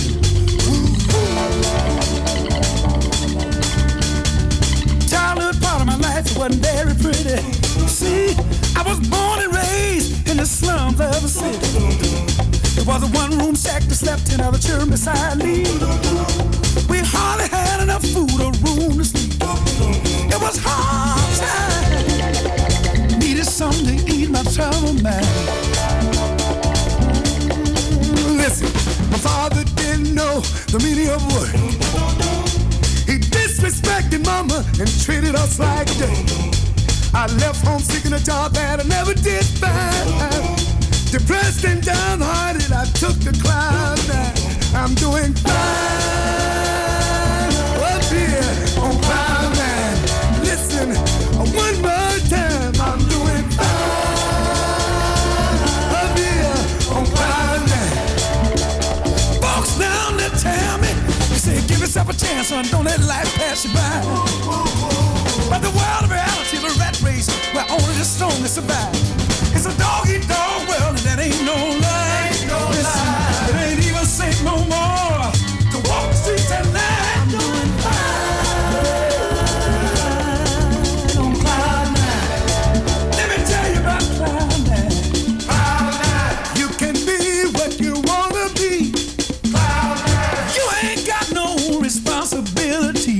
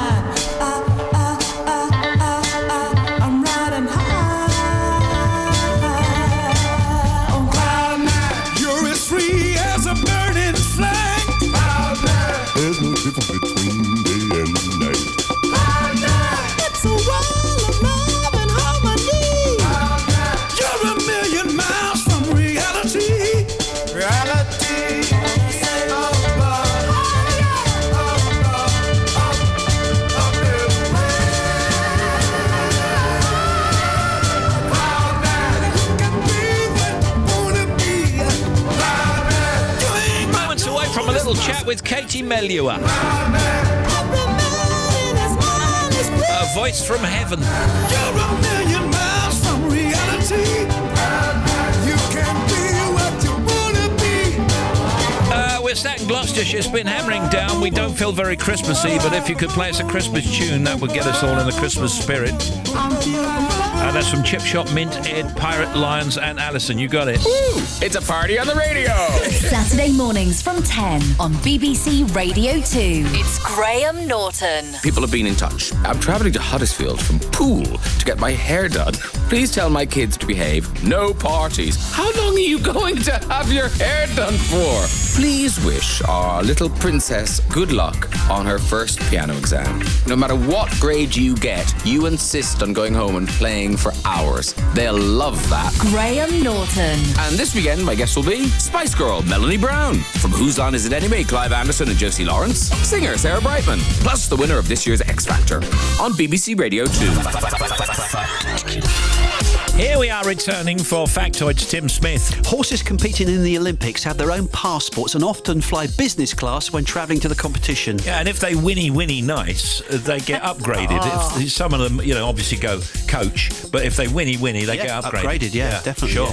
Yeah. Here's Bobby. An outbreak of lice occurred among children in the cast during the filming of Harry Potter and the Chamber of Secrets. Oh no, you need the nit nurse, don't you? Often, yes. Although the British are now thoroughly associated with tea drinking, we are the tea drinkers of the world, you'd think, it didn't become popular here until the early 18th century. And Bobby Pryor. On average, birds need to fly a minimum speed of 16.5 feet per second to stay in the air. All these people, Da Vinci, Einstein, Newton, Bill Gates, Oprah Winfrey, ex-President Obama, Hugh Jackman, Brad Pitt, are all... Oh, what a good question. Aquarius. No, they're all left-handed. Correct. Factoids. BBC Radio 2. This is the closest thing to crazy I have ever been. Feeling 22, acting 17. This is the nearest thing to crazy I have ever known. I was never crazy on my own, and now I know that there's a link between the two. Being close to craziness and being close to you. There are 9 million bicycles in Beijing. That's a fact. It's a thing we can't deny. Like the fact that I will love you till I die. We are 12 billion light years from the edge.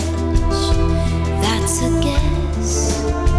No one can ever say it's true, but I know that I will always be with you. Like a bridge over troubled water, I will lay me down. Like a bridge over troubled water, I will lay me down.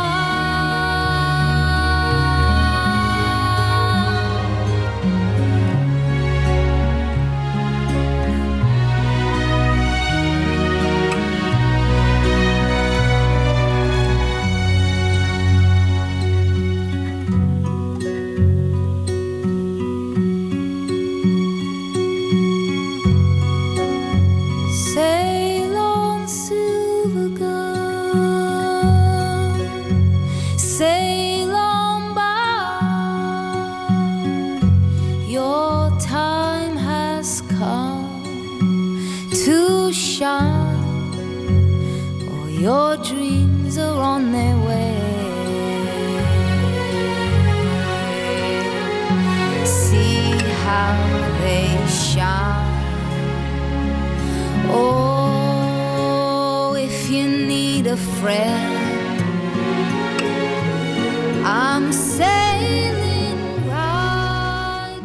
Diamonds are forever. They are all I need to please me. They can stimulate and tease me. They won't leave in the night. I've no fear that they might desert me.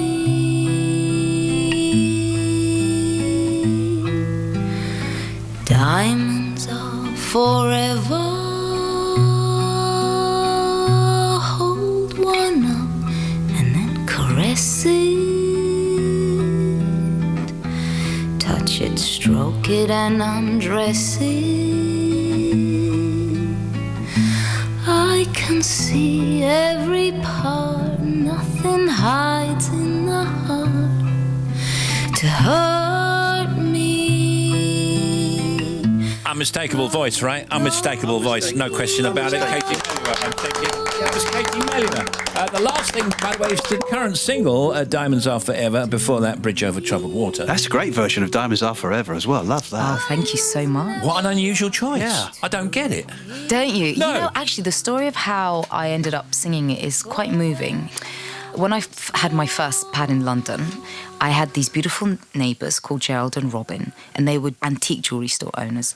Gerald passed away, sadly, and Robin asked me to sing at his memorial service. And so I thought Diamonds Are Forever would be a nice... Perfect. You must be aware of, you have a unique style. Your voice is so pure and so clear and so powerful, and it does that thing. The only way I can describe it is sweepy up.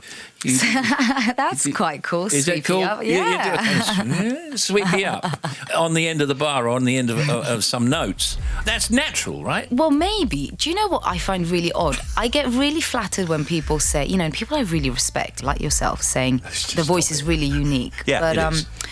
I spent a great deal of time actually being inspired by other singers. So, like, take Eva Cassidy, for example. Yeah. I think she's a master. Yeah. And I love listening to her. And I kind of just try and get out of the way and just try and be about 10% as good as she is. So I find it really weird that the voice still seems to kind of get so many... You could almost give you any song and you would sing it in your style, or you'd sing it in partly in another style, but it would definitely be you. It's very, very distinctive. I was wondering if you ever had to work on it. Is there something you do, diaphragm stuff or whatever else singers do? You know what? I was like lucky in that when I was very young, from about the age of 8 to 13, I used to do breathing exercises because I had a singing teacher from the age of 7, and I think all of that is really important. But I actually think the most important thing is listening to good records. Yeah. But you knew you could sing from quite a young age then? And did you decide from a young age that was what you wanted to do? 'Cause you were No, performing not quite at young, weren't all. I just knew that singing felt good. And I was always obsessed with songs. And I just wanted to work with music in any capacity. Like, I remember at the age of 14 thinking about, what am I going to do for my career? And I just remember saying to myself, it has to be in music. And I was like, even if it's working in a record store, I'll be happy with that. You won't have to go back to that now. You'll be fine. You never know with the state of the music industry. Something to fall back on anyway. Wait a minute. Oh, you've thrown something back at me now. Well, surely the music industry actually is in a good place because I can get your stuff on CD, I can download it, I can find it on a streaming service, etc., etc.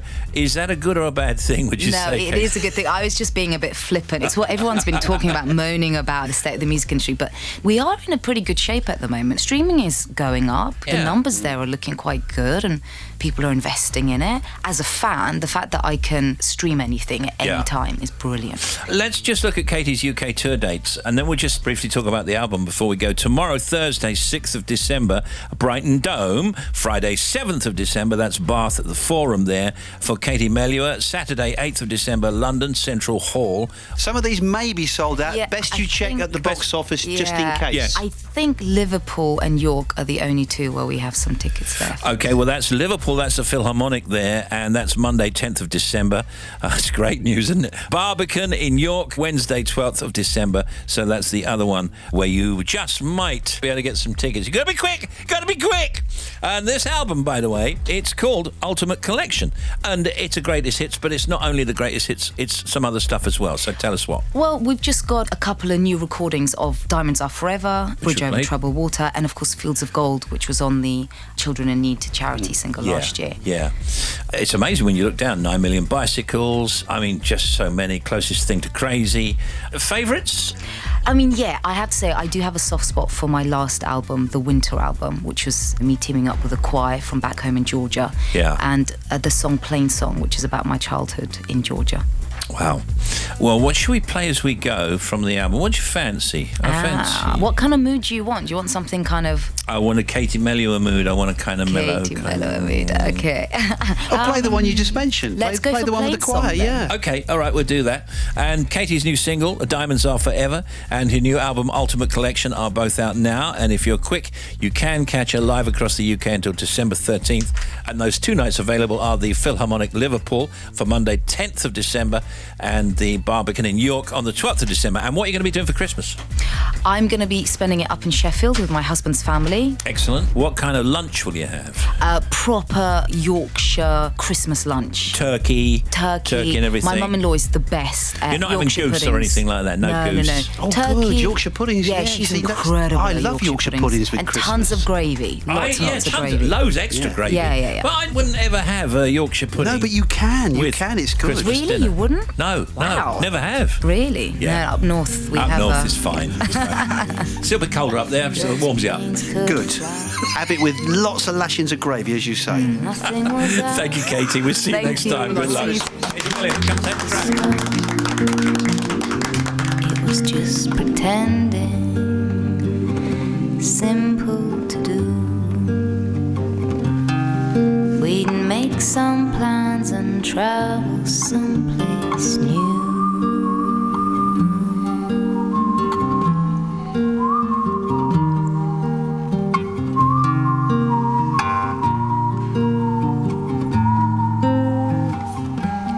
Paris and London, those cities and movies, perfect lives were lived if they could be believed.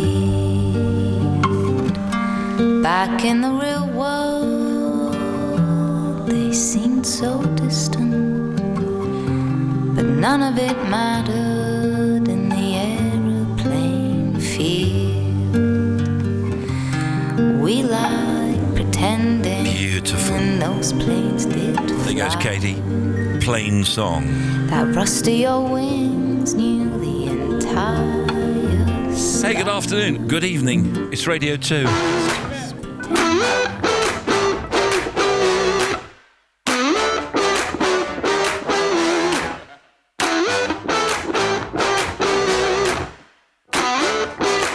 I'm trapped and my back's up against the wall. I see no solution or exit out. I'm grinding it out, no one can see. The pressure's growing exponentially.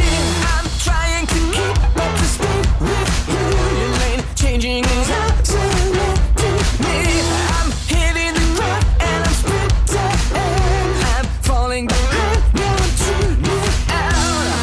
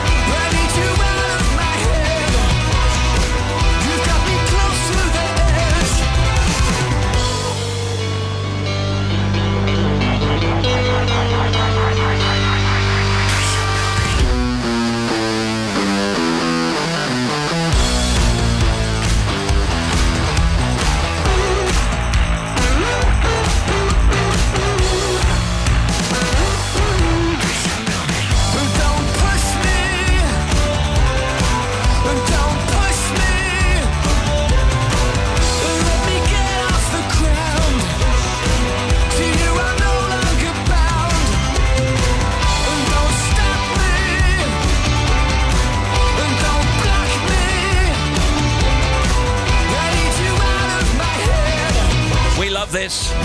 Muse Pressure. Hey Steve, I was wondering if you could give a shout out to my fiancée Claire. I'm marrying on Sunday. Well, congratulations. Play her a song. Can have that. Kind regards from Emma. Steve, can you give a shout out to my apprentice Bailey, currently in the middle of servicing 800 underwear sea scooters? Introducing him to the wonder that is Radio 2 daytime. That's from Damien. Can he cope with it? Saturday nights on BBC Radio 2 sound like this. From 10, Craig Charles. This is my house party. How you like me now? I'm literally waiting for the neighbours to start banging on the wall. Feel the vibrations, you're my high, yeah.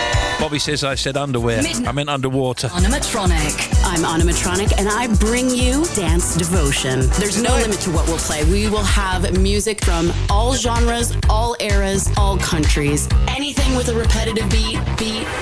Anything that gets you on your feet. Can Saturday night get any better? Listen every Saturday night from 10 on BBC Radio 2. Thank you then. Oh, look, she's on. Go. And with a straight face. A720, the city bypass in Edinburgh.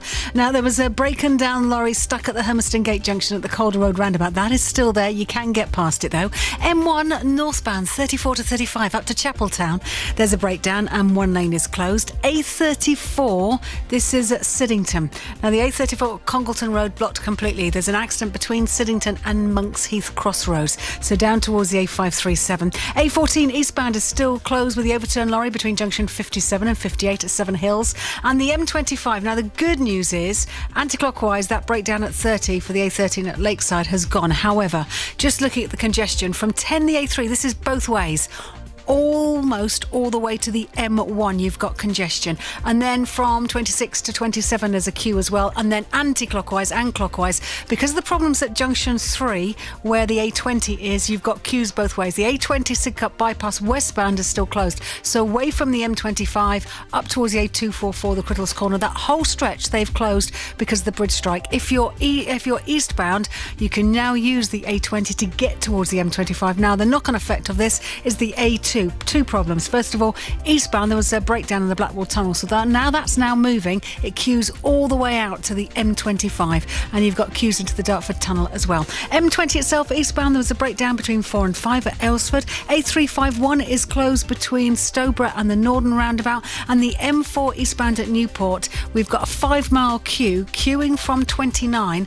This is from the A48 all the way through to 27, which is High Cross, because of this big abnormal load that's broken down and having a tyre change. Finally, A27 at Farlington, there's been an accident between the A3M at Junction 5 and Eastern Road. You can get past, though. Back with another one, 25 minutes. It's got us interested, really. I mean, if you had an underwear sea scooter, for example, I mean, we've getting this horrible image, actually, of a scooter dressed in Y fronts.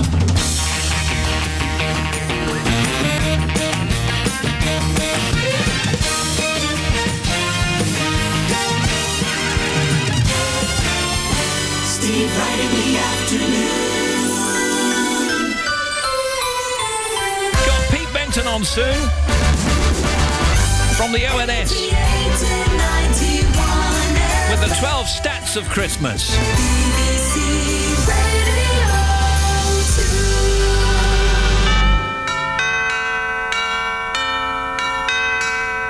Someday at Christmas, men won't be boys, playing with bombs like kids play with toys. One warm December, our hearts will see a world where men are free. Someday at Christmas, there'll be no wars when we have learned what Christmas is for. When we have found what life's really worth, there'll be peace on earth. Someday all our dreams will come to be. Someday in a world where men are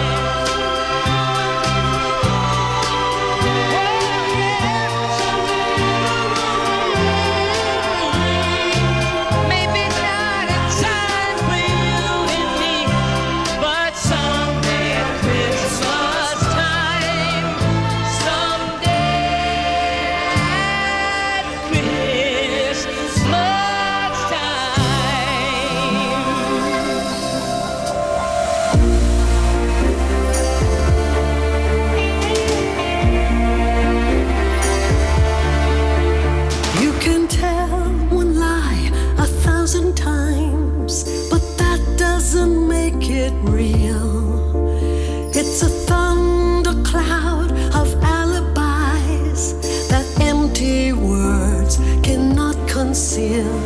When up is down and wrong is right in everything you do and say, the truth becomes our shelter when the storm is on its way. The rain is falling,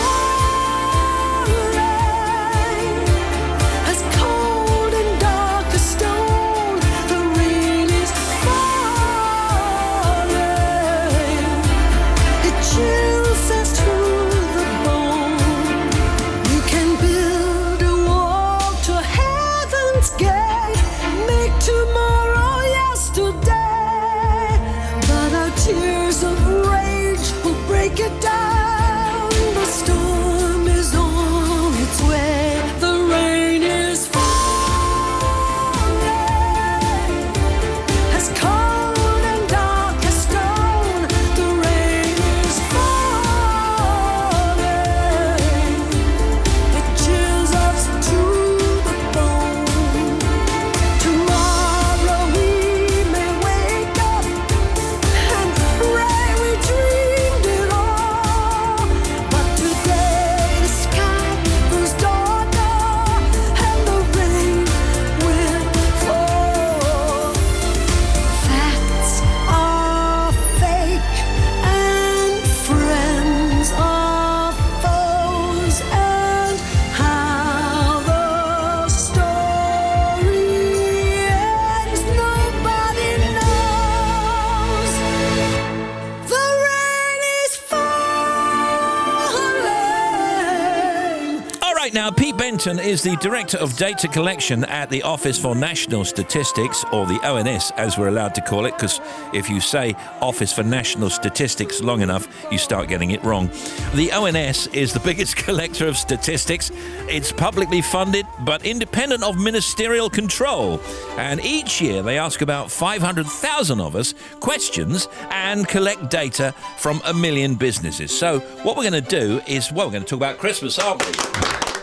What did we tentatively call it, Tim? Oh, these are the 12 stats of Christmas. I'm not sure we'll get to 12, but we'll give it a go. How are you? I'm doing all right, thank you. How Good. are you? Yeah, we're good. So let's talk retail. We were saying we seem to be going to the shops at Christmas time, but each year it seems to me that shops don't do as well as online, or are doing not as well each year. What do you say? Changing massively. About 10 years ago, 5% of all the retail stuff we bought was online. Yeah. Now it's reached 17%, and that's a huge change in 10 years. So retailers are working out what do they do with their floor space, and we're seeing Prosecco bars springing up as they work out how best to use the space. Shopping's a leisure activity at the end of the day, isn't it? Now, what about Christmas itself in the shops and online? How much do we spend? I mean, how much is Christmas worth? In November and December last year, it was about £78 billion worth, and actually December was half as high again as November. December was 46 billion, November 2017 32 billion. And even though you quote some big figures there, overall things are slowing down a bit, aren't they? Well, it goes up and down a little bit, but the stuff that we're buying is fairly consistent in some ways. Books, stores that specialise in books, newspapers and periodicals, £633 million worth in December 17. Similar on toiletries, 892 million. But diaries, I thought, was interesting. £41 million worth sold in 2018, but only 17 million in 2017, so we're going online. But you know, something I thought that would have dropped, model trains and construction sets. Actually, it's nearly doubled in the last 10 years. Really? £13.6 million worth. People are still buying those things. I thought it would be online games. What about buying from places like Christmas markets? Because we all have a Christmas market, don't we? Yeah, according to the local government association, the first Christmas market from Germany was in the city of Lincoln, and it was because of their twinning relationship with a town that I think sounds a bit like Neustadt, my kind of place. Neustadt, Neustadt. yeah. And by 2007, there were 30 Christmas markets, and last year, over 100, and of course we're buying our mulled wine and mince pies to go with it, all part of the Christmas experience. But what about all the wrapping paper? So The equivalent weight of 124 London Eyes in wrapping paper last year. That's according to the Waste and Resources Action Programme, or WRAP for short. Oh, excellent. And enough card to wrap Big Ben almost 260,000 times. It's already wrapped. 300,000 tonnes. And an estimated 500 tonnes of Christmas tree lights are thrown away in the UK each year.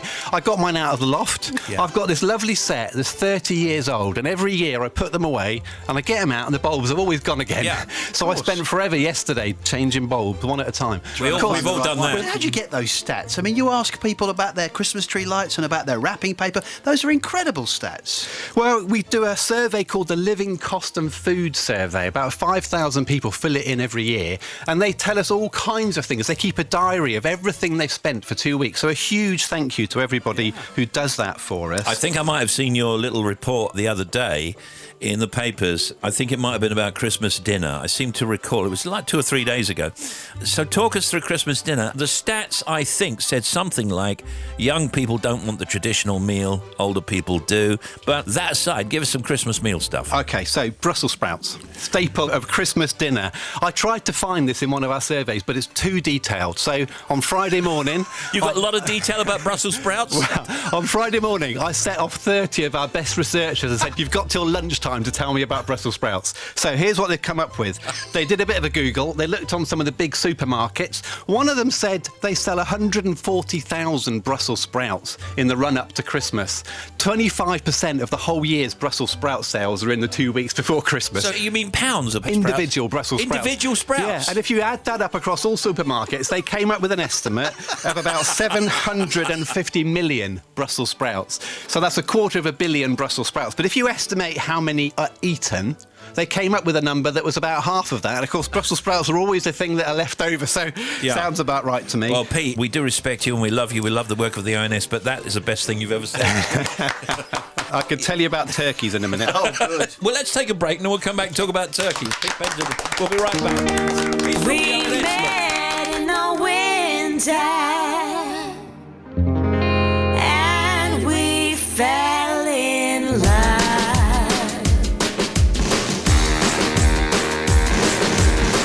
right by a fireplace. We shared our first embrace, and then inside my heart I felt a fire start. It's gonna snow outside, the weather will be cold, but I'm gonna be warm.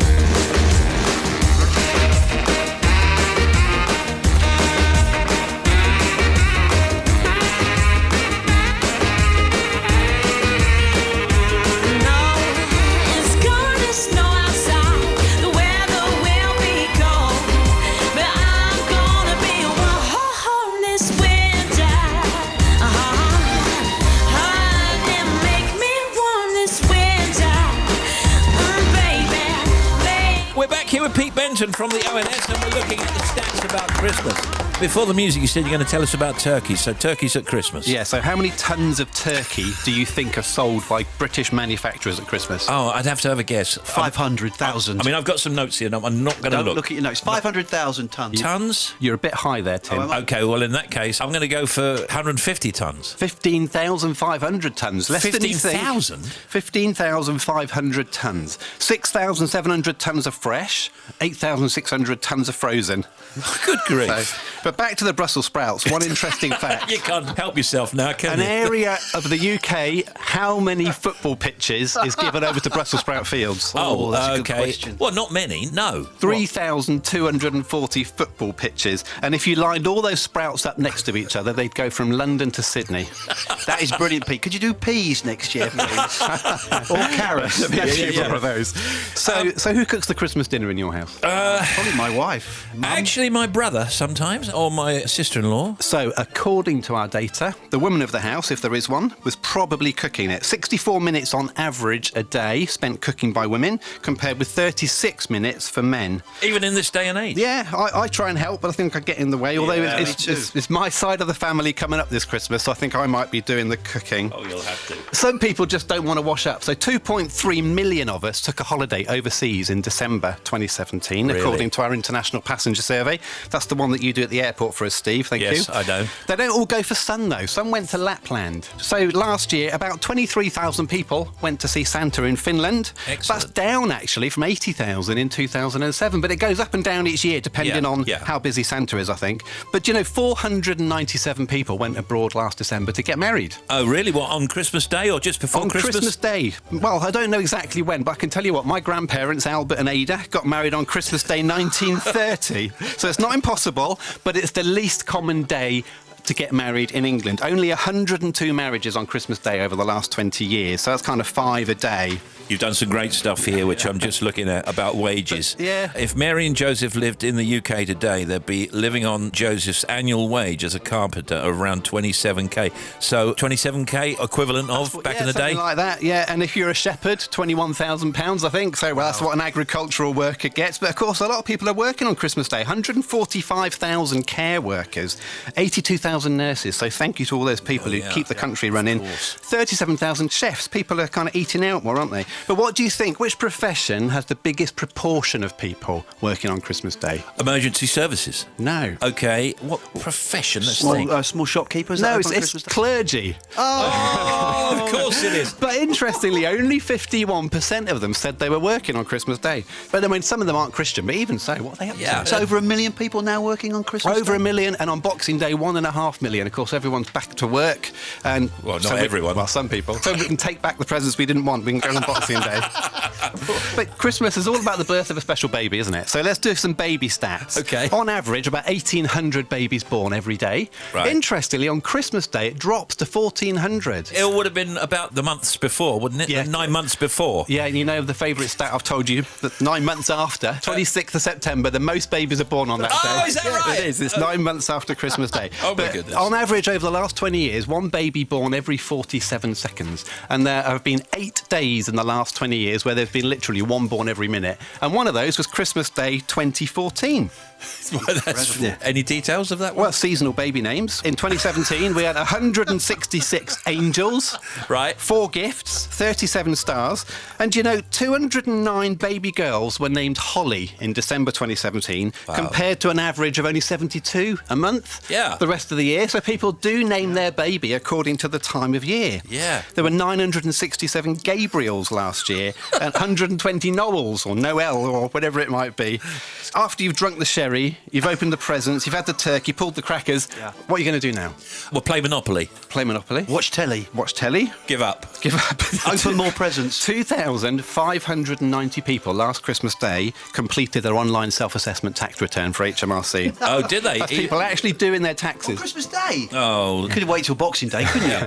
And 92 people actually did it on Christmas Eve between 11 and 12. And I was definitely wrapping my presents at that point, so it wasn't me. Listen, for more on all those numbers, you go to the Office for National Statistics website at ons.gov.uk or look for them on social media. Thank you for all those stats. Thank you for all the work you've done for us during the year. Stat of Christmas, if I can just give it to you. Yeah, okay. 6,129 people were on the ONS website Christmas Day last year. Well, that's good for you, isn't it? Christmas really is all about stats. Yeah, we wish you a Merry Christmas, Pete. Pete Benson, everybody. Thank you very much. That was brilliant. That was great. My breath, scared to rock the boat and make a mess. So I said quietly, agreed politely. I guess that I forgot I had a choice. I let you push me past the breaking point.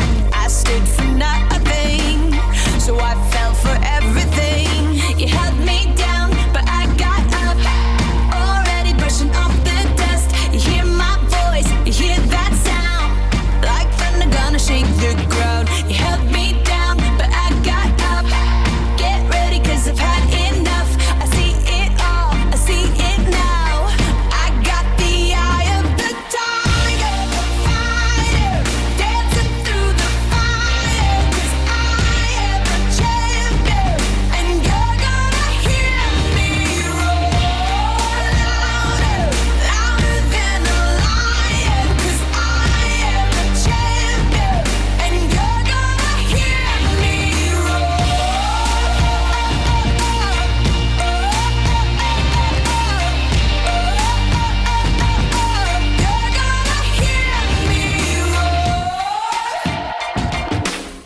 Now I'm floating like a butterfly, stinging like a bee. I earned my stripes. I went from 0 to my own hero. You held me down, but I got up, already brushing off the dust. You hear my voice, you hear that sound, like thunder gonna shake the ground. You held me down, but I got up.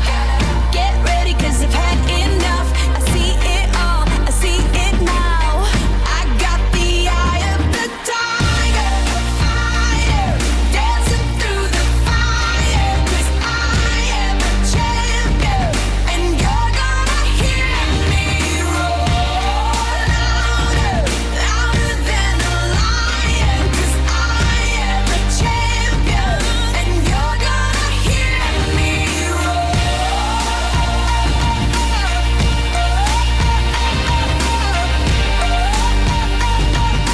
You're gonna hear me You're gonna hear me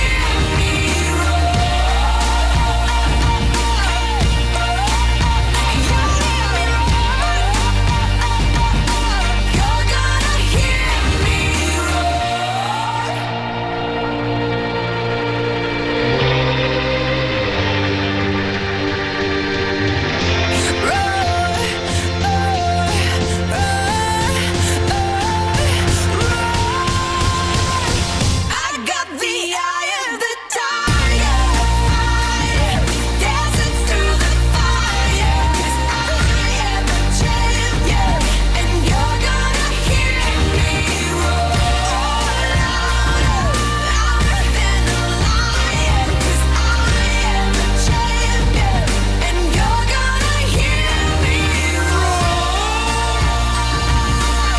News from the net then. Vulture.com says Emma Stone has been cast as Cruella de Vil in a Disney movie. The Disney villain origin story will allegedly be set in the 1980s and revved up with a punk vibe. BelfastTelegraph.co.uk says Hamilton leads the way in theatregoers award noms. The hip-hop musical has earned a dozen noms for awards celebrating the most popular stage shows in Britain. And RadioTimes.com says James Norton and Amelia Fox to star in Profumo Affair drama. They'll lead the cast of an upcoming BBC One drama, The Trial of Christine Keeler, based on the notorious Profumo Affair. It's the place you get to hear unique performances from some of music's biggest names. The Radio 2 Piano Room. Stripped back songs performed live on the Elton John piano. Gary Barlow and the Radio 2 Piano Room. I guess now It's beautiful to play this piano. I love this space. Have yourself Craig David, live in the Radio 2 Piano Room. Thank you for having me, man. I'm Ken Bruce. Coming up this December, we have Amy MacDonald. And we start with Ollie Alexander. Santa baby, slip a table under the tree. The Radio 2 Piano Room with Ollie Alexander. Join me, Ken Bruce, on Tuesday morning from 9:30. Thanks, Ken. BBC Radio Now, here's Bobby. Steve, thank you. M1 on the northbound side, 34 through to 35. Rotherham and Chapeltown, we've got a breakdown. One lane is shut. M62 eastbound, 33 Ferrybridge services. We've got a breakdown there and one lane is shut. A34 at Siddington, blocked completely. There's an accident between the Pexhill Road and the A537 at Monks Heath, so that's closed in both directions. A14 eastbound is closed still, 57 to 58. Nacton through to the A12 at Seven Hills. There is a sign diversion for you. And the M25, first of all, clockwise, queuing from 10 all the way to 18. There were emergency repairs and a bump just towards 11 at Chertsey, which is now gone. At 18 at Chorley Wood, there's one lane closed with a breakdown. Now, anti-clockwise, it's queuing from the M1 all the way around to junction 10 as well. There were emergency repairs just after the Chertsey turn, which caused queues, really heavy queues, back towards 16, the M40. And then approaching junction 3 of the M25, because of the Sidcup bypass westbound, still closed with a bridge strike from the M25 at junction 3 all the way to the A224, which is Crittle's Corner. So you got queues clockwise from 4 Orpington, anti-clockwise you got a big queue from junction 2 with the A2. Thanks for your updates. Back with another one for you in half an hour. Thank you.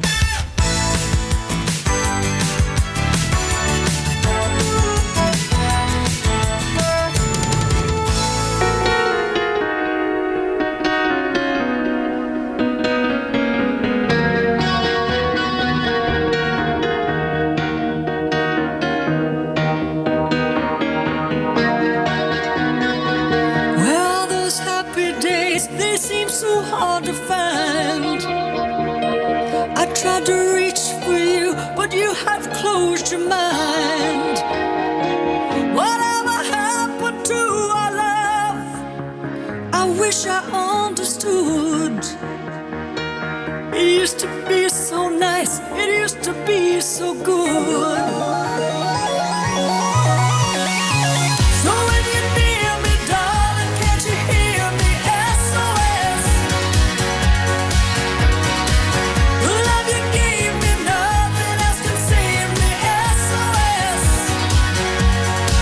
When you're gone, how could I even try to go on? When you're gone, though I try, how can I carry on? You seem so far away, though you are standing near.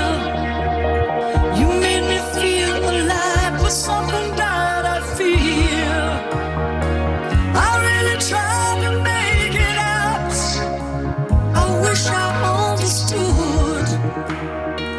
What happened to our love? It used to be so good. So when you're near me, darling, can't you hear me? SOS. The love you gave me, nothing else can save me. SOS. When you're gone, how could I even try to go on? When you're gone, though I try, how can I carry on?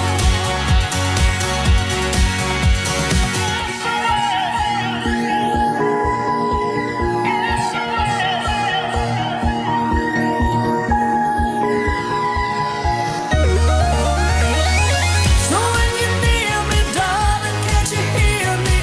SOS. The love you gave me, nothing else can save me. SOS. Not a bad version, really. When you're gone, how could I even try? It's Sharon SOS. BBC Radio 2. Joe and Simon with Secret After 5. We return tomorrow with Bruno Tognelli and some people from GCHQ. First names only. Good evening.